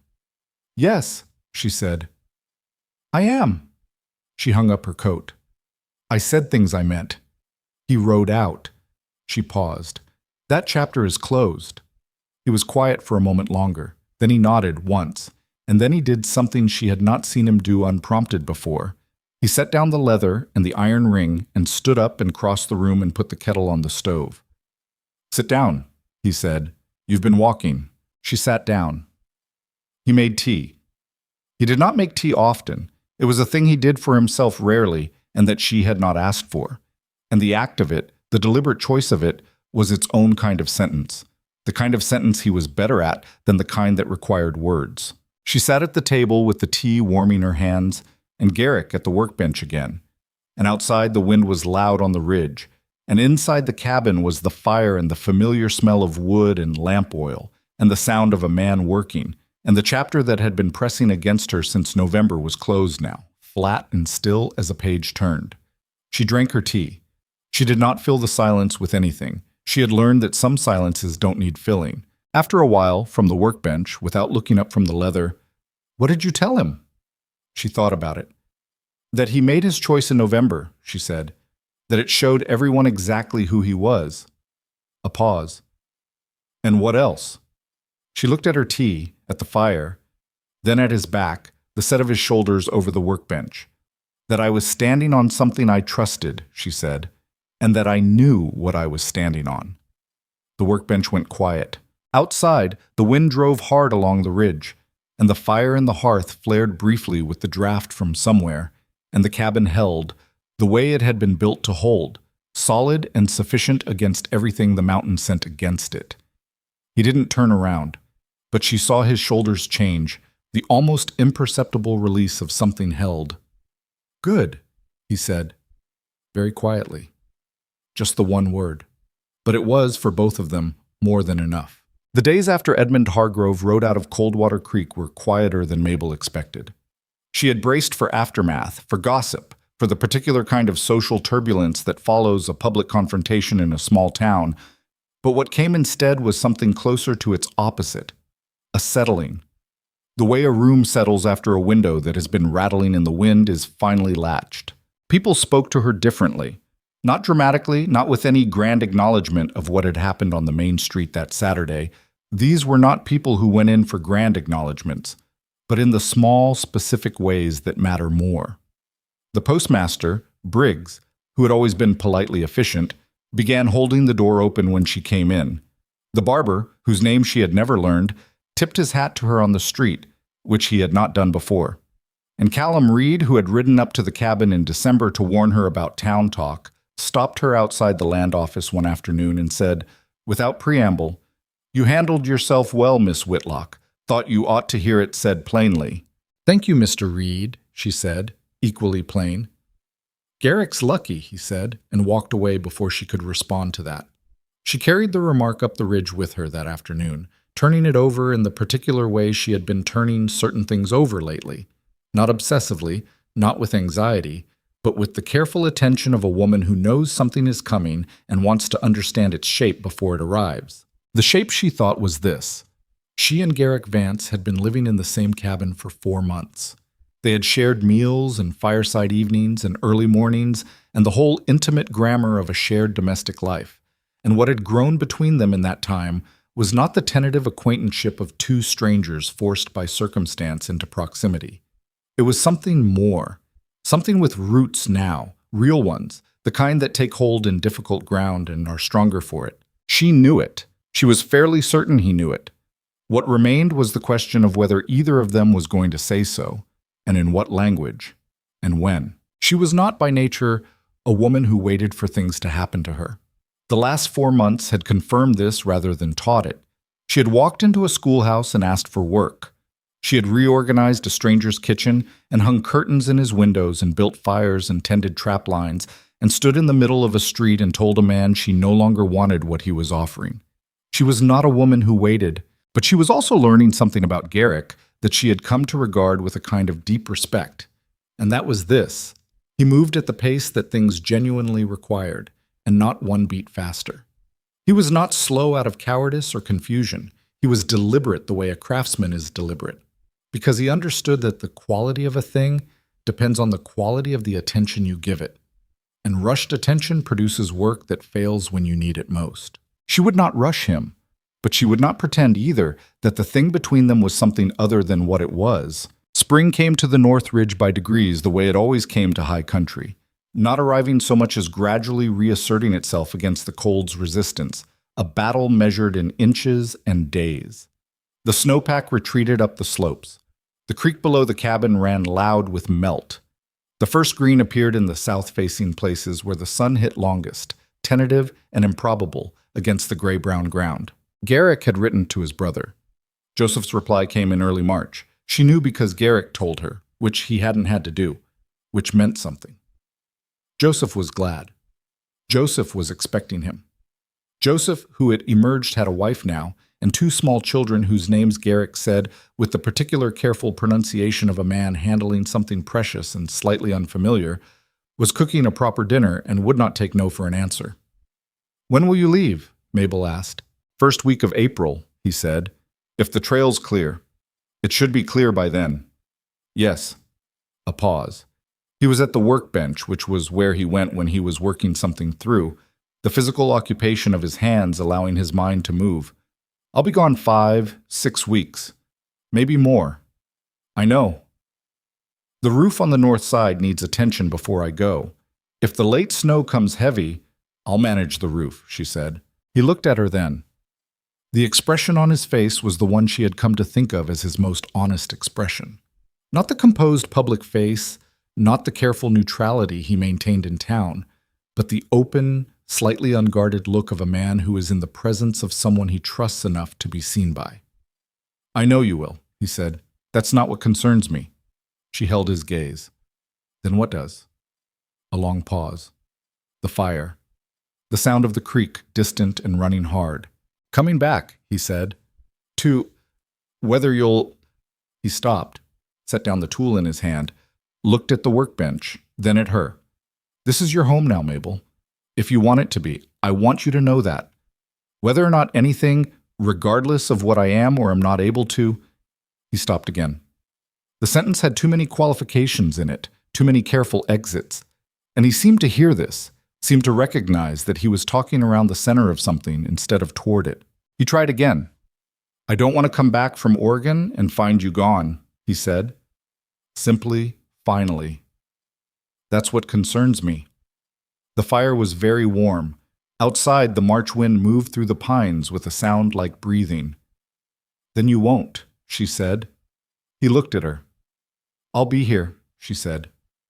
"Garrick, I'll be here when you get back." The breath he let out was not dramatic. It was not the exhale of a man in a theatrical moment. It was the quieter, more real thing. The release of something that had been held for a long time at some cost. The specific relief of a person who has been uncertain about something that matters and has been told, simply and plainly, that they don't need to be uncertain anymore. "All right," he said. "All right," she said. He picked up his tool again. She went back to her mending. And the evening moved through its ordinary stages. Supper, the fire, the sound of the guitar faintly through the wall later, which had become so regular a part of her nights that she was not sure how she would sleep without it in the weeks ahead. And neither of them said anything more about it, because nothing more needed saying. The week before his departure, Garrick fixed things. All the things he had been meaning to fix, she understood, for months. The loose board on the porch, the hinge on the root cellar door, the smoke draft in the fireplace that occasionally pulled wrong and filled the room. He worked through the list with focused, systematic efficiency, and she watched him work and understood what she was watching. A man making sure that the place he was leaving was as safe as he could make it for the person he was leaving in it. She did not find this condescending. She searched for the word, she found it the truest expression of who he was. A man who showed what he felt through what he built and fixed and maintained.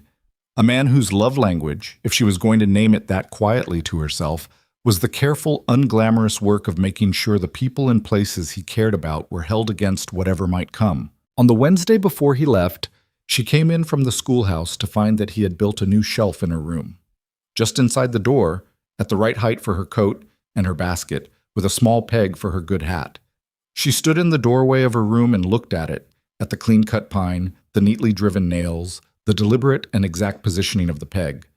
She didn't say anything about it at supper, but she laid an extra piece of salt pork on his plate without comment, and he ate it without comment, and they were both, she thought, perfectly understood.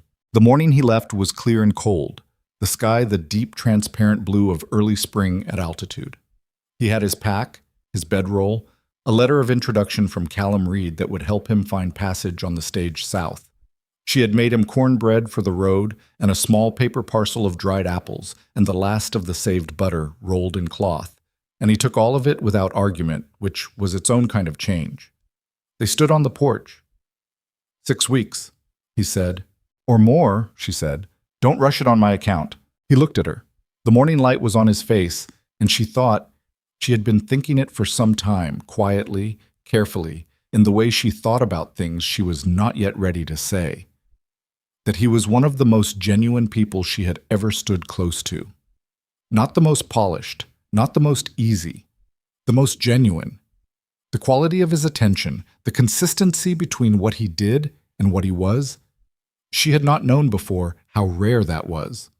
She was learning, by contrast, what it was worth. Mabel, he said. Yes. He looked at her for a moment in the particular way that preceded something he was working up the courage to say, and she braced for it without showing that she was bracing. All right, he said. If you'd like that. I would like that very much, she said. He nodded. He picked up his pack. He walked the first few steps down the trail. Then he stopped. He turned around, and he looked at her with an expression she had not seen on him before. Not the honest, open look she'd come to know, and not the composed public face, but something more unguarded than either. Something that was simply true, and knew it was true, and was not trying to be anything else. Thank you, he said. He made a slight motion with one hand that encompassed, she understood, something much larger than words were making easy for him. All of it. She felt the back of her throat go tight, in a way she was not going to permit to become anything visible. Go see your brother, she said. Come back. He turned and walked down the trail. She stood on the porch and watched until he disappeared into the pines. And then she stood for another minute in the cold morning air. And then she went inside and built the fire up from the coals and put the kettle on, and sat down at the table in a cabin that was warm and quiet, and completely, precisely hers. She taught school. She tended the trap lines, rising before dawn 3 times a week to walk the routes she had memorized, checking and resetting with the methodical patience she brought to everything. She fixed the roof on the north side, recruiting Thomas's father, a carpenter by trade, and a man who had been looking for an excuse to help since his wife had told him about the mending Mabel had done for Agnes, to help with the higher sections she couldn't safely reach alone. You're not what I expected, he said, from the roof, passing her a nail. What did you expect, she said. He thought about it. Someone more, I don't know, defeated. She considered that. I was, for a while, she said, but it doesn't hold. He looked at her steadily from the roof, then went back to hammering. The letter from Garrick arrived in the 3rd week of April. It was not long. He was not a man whose natural mode was the written word, but it was precise and specific in the way that his speech was, and it told her things. Joseph's farm was larger than he'd anticipated.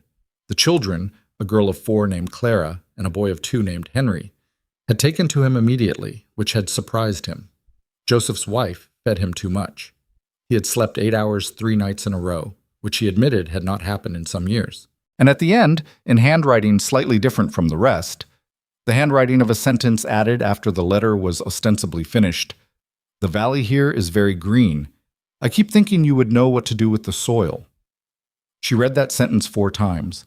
Then she folded the letter and put it in the box beside her mother's thimble, where she kept the things that mattered. She wrote back the same afternoon. She told him about the roof, about Thomas's father, about a question one of the younger girls had asked about why stars don't fall.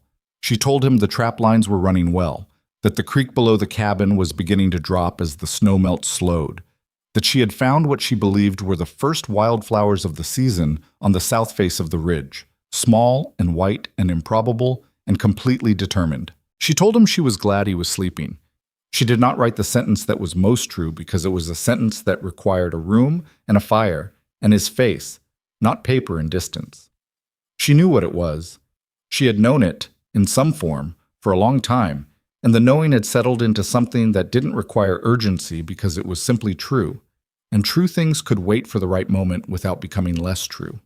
He came back on a Tuesday in mid-May. She didn't know he was coming that day specifically. The letter he'd sent said second week of May, and she had been watching for him since the 8th without quite admitting to herself that she was watching. On the Tuesday, she was on the south face of the ridge checking the last of the trap line when she heard footsteps on the main trail below and looked up and saw him through the trees, his pack, his particular gait, the canvas coat he'd worn the day he left. She did not run. She was not a woman who ran toward things, as a general principle, but she walked back to the cabin at a pace that was considerably faster than strictly necessary. He came through the door 5 minutes after she did. She was at the stove, which she had moved to the moment she got inside, and when he came in, she turned to look at him. And the first thing she noticed was that he looked rested, genuinely, fully rested, in a way she had not seen in him before. Whatever the 6 weeks in Oregon had done, it had given him back something he had not had when he left. Some ease in the set of his shoulders, some softness around the eyes. "You're back," she said. "I'm back," he agreed. He set down his pack. He looked around the cabin, the room, the fire, the small changes she'd made in his absence, a new cloth on the table, the arrangement of the kitchen shelves she'd been wanting to revise for 2 months. His eyes moved over all of it and came back to her. "The roof held?" he said. "The roof is fine," she said. "Sit down. I'll make coffee." "You don't have to." "Garrick," she said, "sit down." He sat down. She made the coffee and set it in front of him and sat across the table, the way she had sat across this table hundreds of times now, and they looked at each other in the warm cabin with the afternoon light coming through the curtained windows she had hung in November. "How is Joseph?" she said. "Good," he said. "He's good. His wife, Ruth, she's remarkable. She reminded me of—" He stopped. "Of?" He looked at her directly. "Of you, a little. The way she moves through a difficult thing, without making it into a performance." Mabel was quiet for a moment. "The children?" she said. "Clara wanted me to stay," he said. "She cried when I left, which I was not prepared for." Something moved in his face that she recognized as the look of a man who has been surprised by his own capacity for feeling. "I told her I'd come back. I meant it." "Of course you did," she said. He wrapped his hands around the coffee cup. The familiar gesture. She had missed it. She had missed, in the 6 weeks he was gone, all the specific details of him, the precise inventory of his habits and his silences and the way he occupied a room. "Something happened," he said, "while I was gone. Something I need to— I've been thinking about how to say it, and I don't have a good way to say it. I'll just say it." She went very still, the way she went still when something was coming.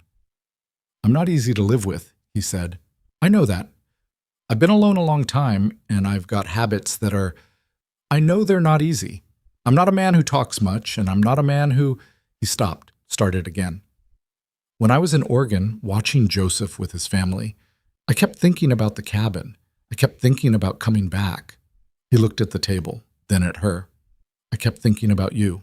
The fire, the afternoon light, the curtained windows." "I'm not asking for more than you want to give," he said. "I understand I know this wasn't what you came out here for. I know you came for something else, and I know that fell apart, and I know that I know what I am. I'm not a man with polished edges." "No," she said, "you're not. But I'm asking—" He met her eyes. And in his there was nothing engineered, nothing calculated, nothing constructed for effect. There was simply the truth of a man who has made a decision and is honoring it by saying it plainly. "I'm asking if you'd stay. Not the way it's been, as—" He reached into his coat pocket. He set something on the table between them. It was a ring, small, simple, a narrow band of silver with a single piece of polished turquoise set in it, the color of pine trees in winter, the color, she thought, of his eyes. "Joseph's wife knew a silversmith," he said. I tried to describe—" He stopped. "I don't know if it's right. I can get something different if it's not—" "Garrick," she said. He stopped. "It's exactly right," she said. She picked it up from the table and held it in her palm and looked at it, and it was exactly right. It was the kind of thing someone chooses when they are paying profound attention to a person, when they have been watching and listening and building for months an understanding of who that person actually is. Yes, she said. He looked at her. Yes. Yes, she said again, clearer. That's my answer. It's yes. Something moved across his face that she had not seen before, and would afterwards think of as the most beautiful thing she had seen on a human face in her life. Not happiness exactly, though it was that, but more the expression of a man who has held himself together for a very long time and has just been given permission by someone he trusts completely to set it down. He didn't say anything for a moment. Then he said, I should have asked better. I should have... You asked honestly, she said. That's better than better. She set the ring on the table and he picked it up and reached across, and she gave him her hand and he put it on her finger with the careful, slightly imprecise tenderness of a man doing something for the first time that he wants very much to do correctly. It fit. She looked at it on her hand, the silver, the turquoise, the color of a winter forest. Come home, he said. Just that. 2 words, very quiet. Not a request and not a demand, but the simplest possible statement of something that was already true. An invitation to name aloud the thing they had both been living inside for 4 months without naming it. Come home. To the cabin on the North Ridge. To the fire and the curtained windows and the guitar through the wall on cold nights. To the man across the table who had never tried to rescue her, who had simply made room and meant it, who showed what he felt through what he fixed and built and maintained. She looked at him. I'm already here, she said. The afternoon light moved through the curtained windows of the cabin and lay warm across the table between them, and outside the North Ridge was greening at last. The brutal Montana spring finally, inevitably becoming something else. And somewhere below on the south face, the small white wildflowers she had found in April were opening in the warmth with the complete and uncomplicated determination of things that have decided to exist and cannot be argued out of it. She left her hand in his on the table, and neither of them moved for a long time, and the fire was good and warm, and the room held all of it easily. The history of one terrible November morning and 4 months of small true acts, and 6 weeks of waiting and 1 question and 1 answer, and 2 people who had arrived at the same place by a road neither of them had planned on. It was enough. It was more than enough. It was in the precise and irreducible way of things that are finally and completely right, exactly everything. They were married on a Saturday morning in June, which was not planned but was also, Mabel thought afterward, exactly right. Saturday being the day the whole town was out. Saturday being the day it had all begun.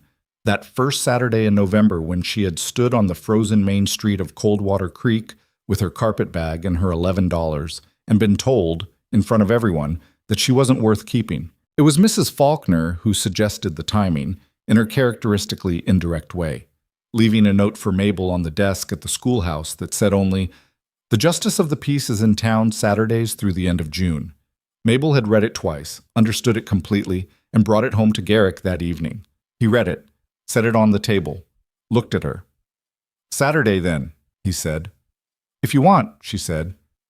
"I want," he said. "Do you?" "Yes," she said, "I do." That was the entirety of their engagement conversation. Later, she would think that it was the most honest conversation about marriage she had ever had, which was saying something given that she'd had a considerable number of conversations on the subject the previous year, most of them dishonest in one direction or another. The ceremony itself was brief and entirely without ceremony, which suited both of them. Justice Alderman, a compact man with reading spectacles and ink-stained fingers who conducted himself with the mild efficiency of someone processing paperwork that happened to be significant, married them in the front room of the land office on a Saturday morning with Mrs. Faulkner and Callum Reed as witnesses. Mabel wore her better dress, the blue wool, which she had let out at the sleeves over the winter, and which fit her properly now for the first time in years. Garrick wore a shirt she had not seen before, white linen, clean and pressed. She looked at it and looked at him and did not ask where it had come from, because asking would have required him to explain that he had bought it specifically for this occasion, which would have embarrassed him, and she had grown to be very careful about the things that embarrassed him.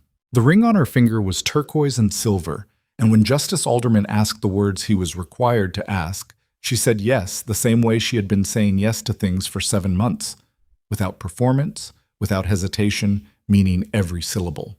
Garrick said his yes in his particular way, quietly, directly, with his eyes on hers and not on the room. It was the same quality of attention he had given her on the day he stepped out of the crowd. She had thought, that first day, that it was remarkable. She had thought so every day since. Afterward, on the main street, Reed shook Garrick's hand and said something low and brief that made Garrick nod once in the way he nodded at things that landed correctly. Mrs. Faulkner stood before Mabel and looked at her with those permanently assessing eyes and said, "You're a good woman, Mabel Whitlock, Mabel Vance." A correction, immediate. Don't let anyone make you feel otherwise. Nobody has managed it yet, Mabel said. Something moved in the iron-haired woman's face that was the closest she came to a smile. No, she said. I've noticed that.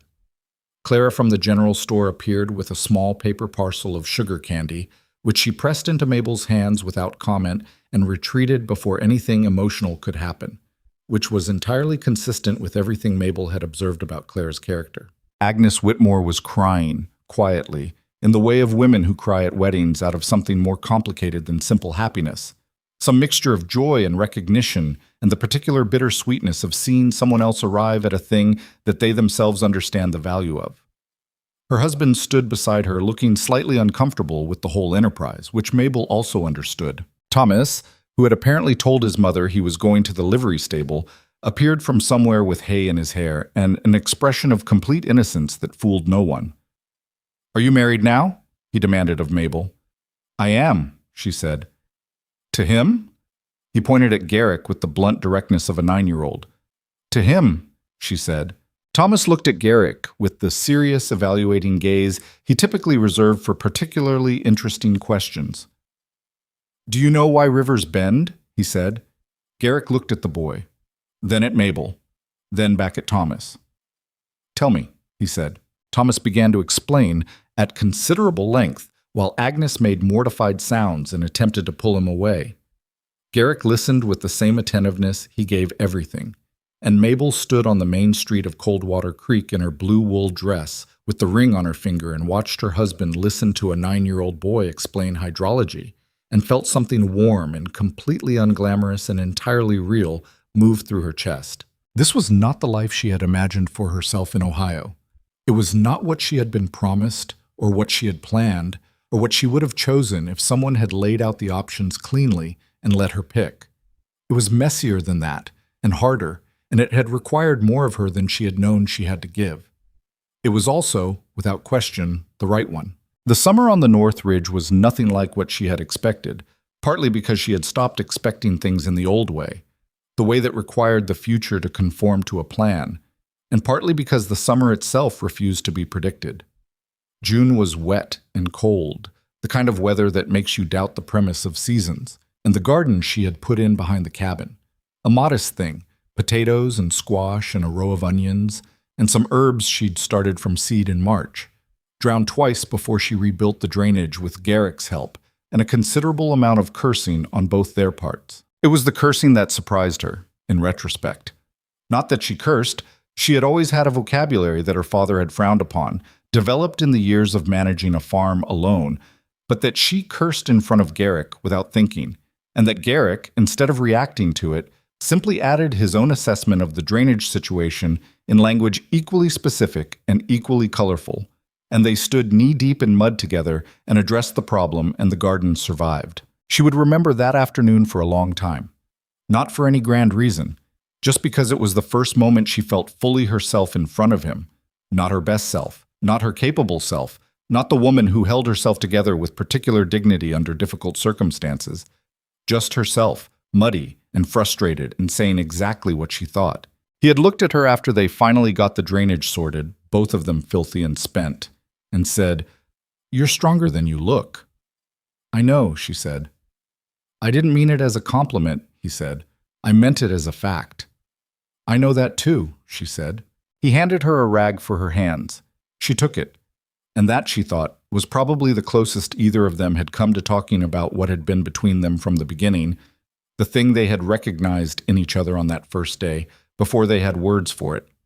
He saw her as she was, not as what she could be shaped into, or what she used to be, or what she was supposed to be. As she was. She had come to understand, the rarest possible gift. Garrick's adjustment to being married was not seamless. She hadn't expected it to be. A man who has lived alone for years and developed around himself the particular habits of solitude, the calibrated quiet, the self-sufficiency, the way of moving through a space as though the space has exactly one occupant, does not shift all of that in a ceremony and a ring. He had to be reminded, sometimes, that a decision about the cabin or the land or the winter supplies was a decision for two people now. He didn't always remember to say where he was going before he went. There were evenings when he went silent in a way that was no longer the companionable silence she had learned to read and became instead the closed-off silence of a man who had retreated somewhere she couldn't follow. And she had to make the decision, sometimes more than once in the same week, about whether to wait it out or knock. She usually waited.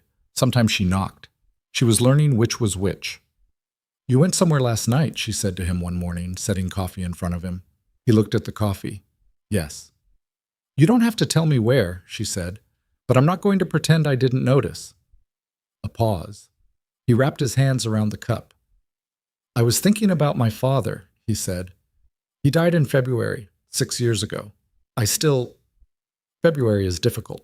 She sat down across from him. "You didn't tell me that." "No." "Why?"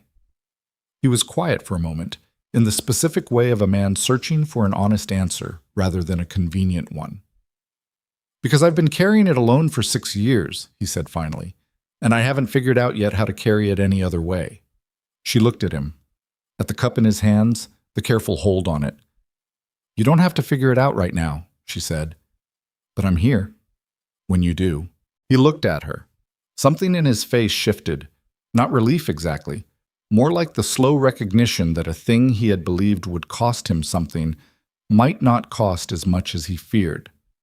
"I know," he said. Yes, I know." It wasn't a declaration, it wasn't even a promise, but it was more than he had been able to say in November or December or February, and she was not a woman who failed to notice progress because it was quiet.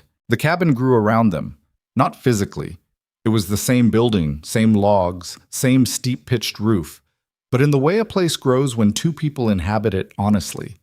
She brought her mother's thimble out of the box and set it on the shelf with his father's knife, and he saw it there one morning and didn't say anything.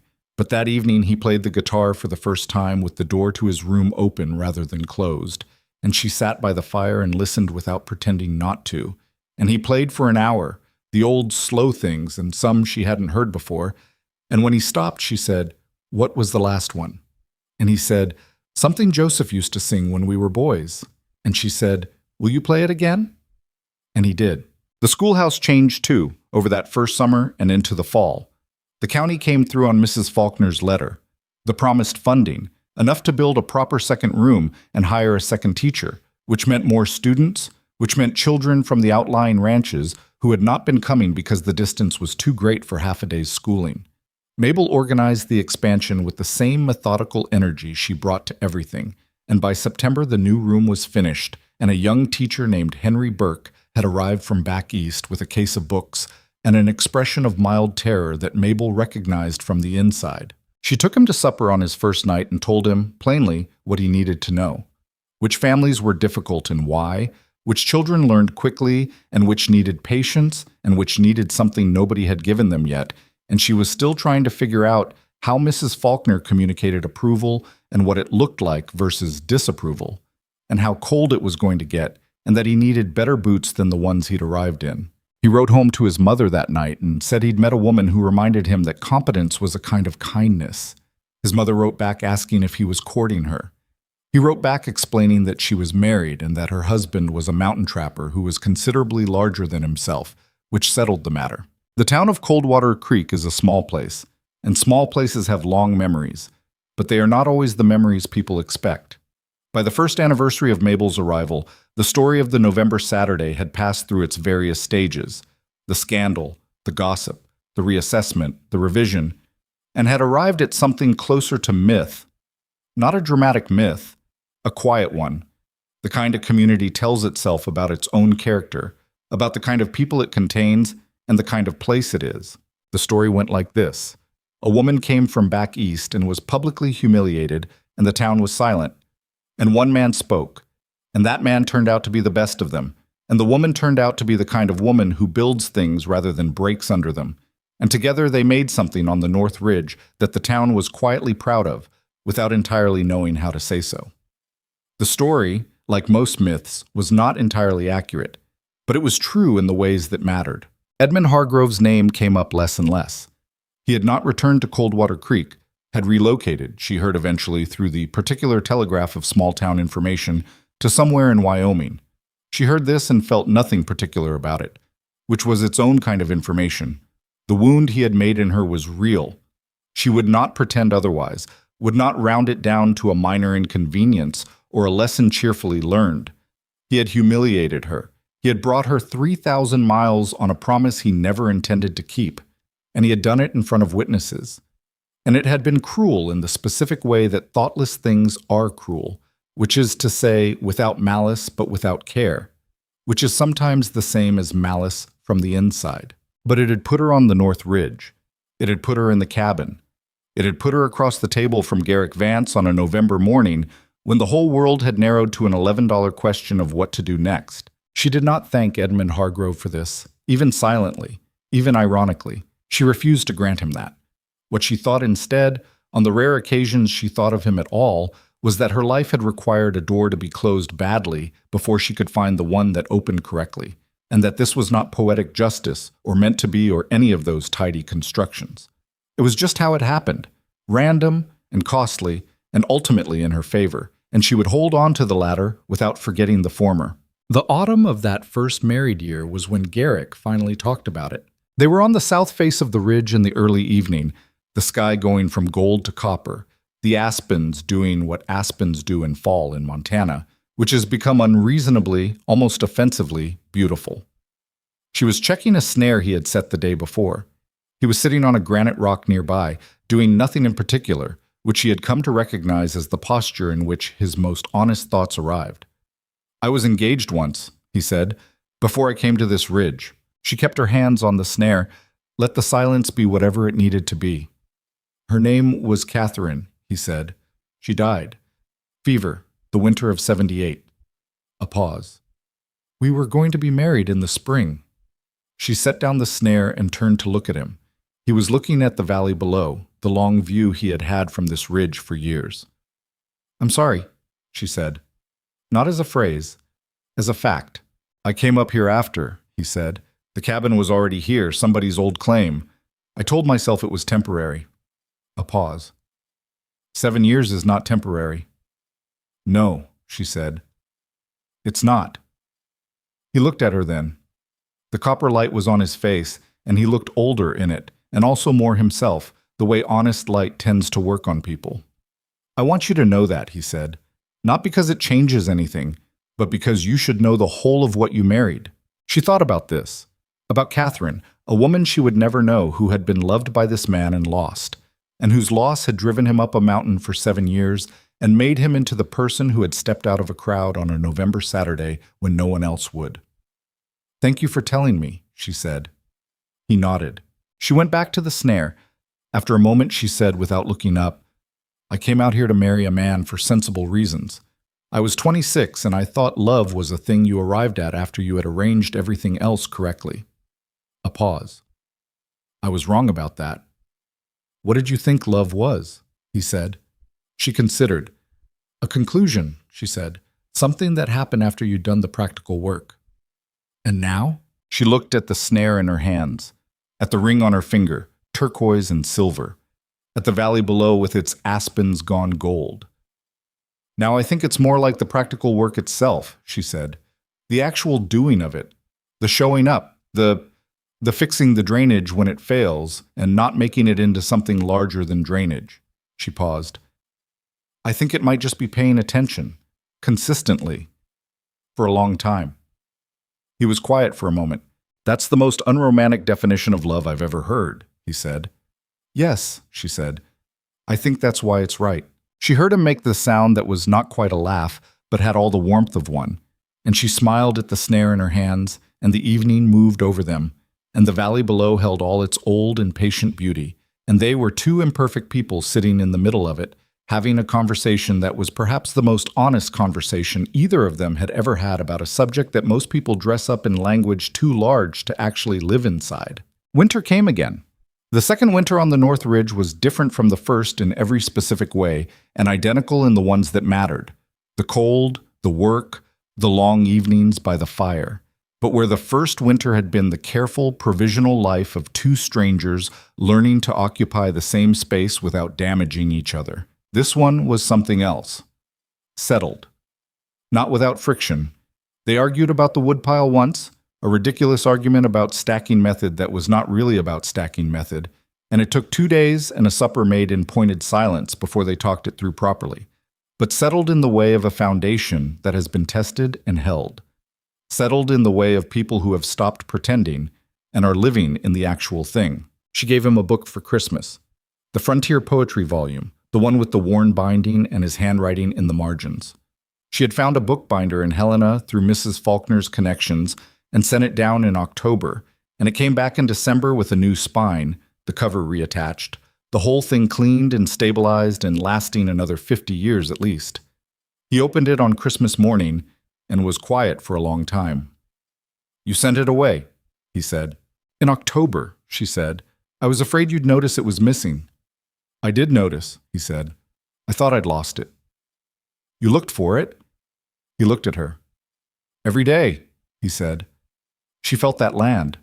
She let it. "The notes are still there," she said. "All of them." The binder was very careful. He opened it to the first margin note. Something he had written years ago. She had not let herself read them. That was still his. And looked at it for a long moment. Then he closed the book and set it on the shelf beside the hunting knife and her mother's thimble. And he crossed the room and did something he rarely did, which was to put his arms around her without occasion or prelude, simply because he wanted to. And she let herself be held, which was something she was still learning. The simple, unglamorous practice of letting someone hold her without immediately thinking about what came next. They stood like that for a while in the warm cabin on Christmas morning, on the North Ridge above Coldwater Creek, Montana. Outside it was snowing, the thick, serious December snow that blanketed everything in white and made the world outside the window look like a thing that had never been touched, clean and entire and very still. The pines held their loads of it.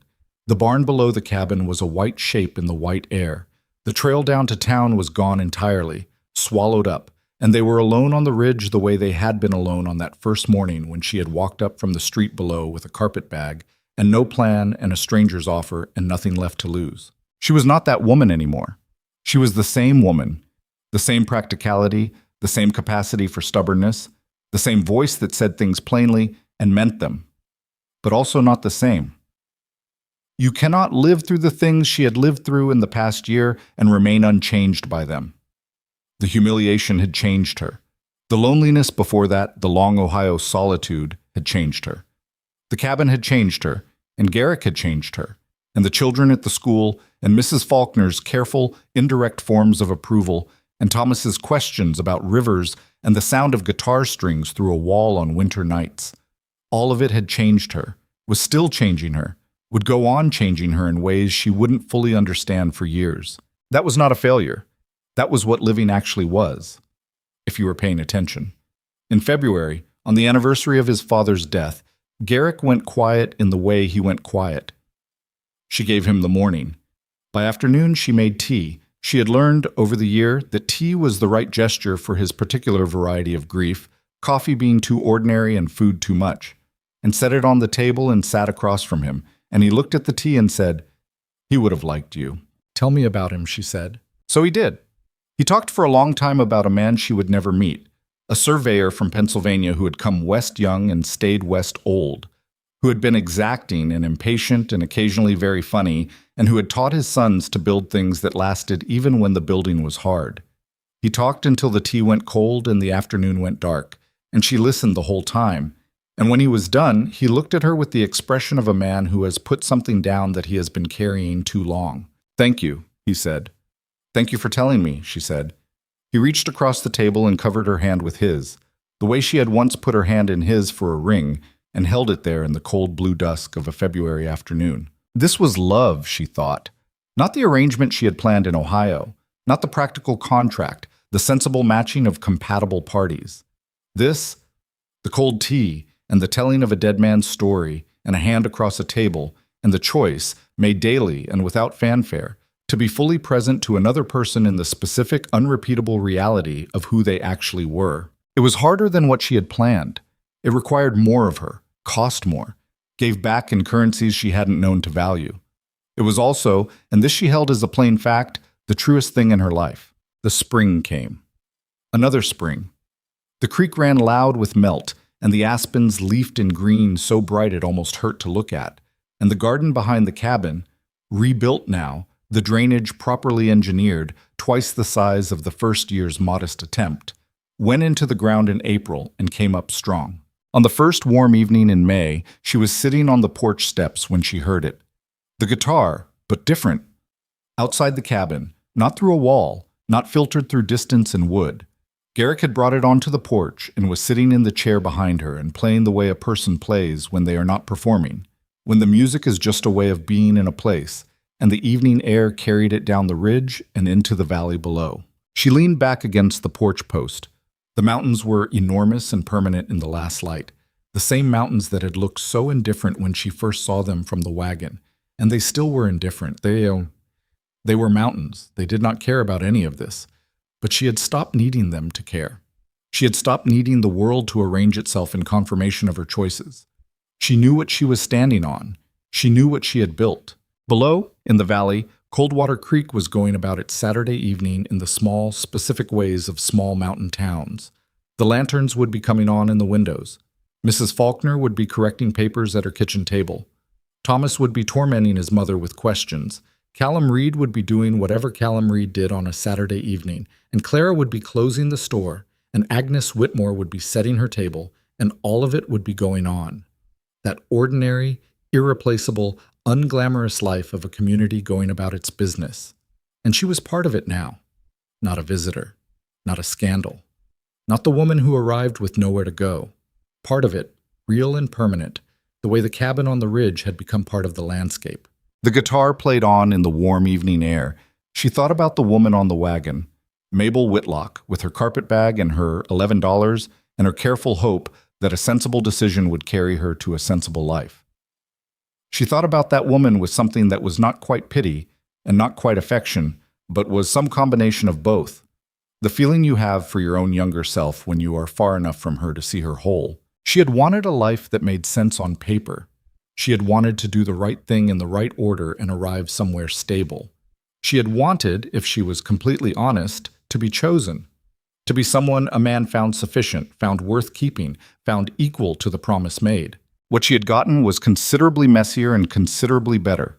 She had gotten a door closed in her face and a stranger stepping out of a crowd, and 3 miles up a mountain trail, and 4 months of learning to share a space, and a Christmas pine tree decorated with dried apples, and the sound of a guitar through a wall and turquoise and silver on her hand, and a man who was not easy and not polished and not perfect, who had his closed February silences and his habits of solitude and his difficulty with the kind of talking that didn't have a practical end, and who showed her every single day, in the language he was actually fluent in, the fixed hinge, the rebuilt drainage, the book given back with its binding restored, the arm around her without occasion, that she was known and wanted and home.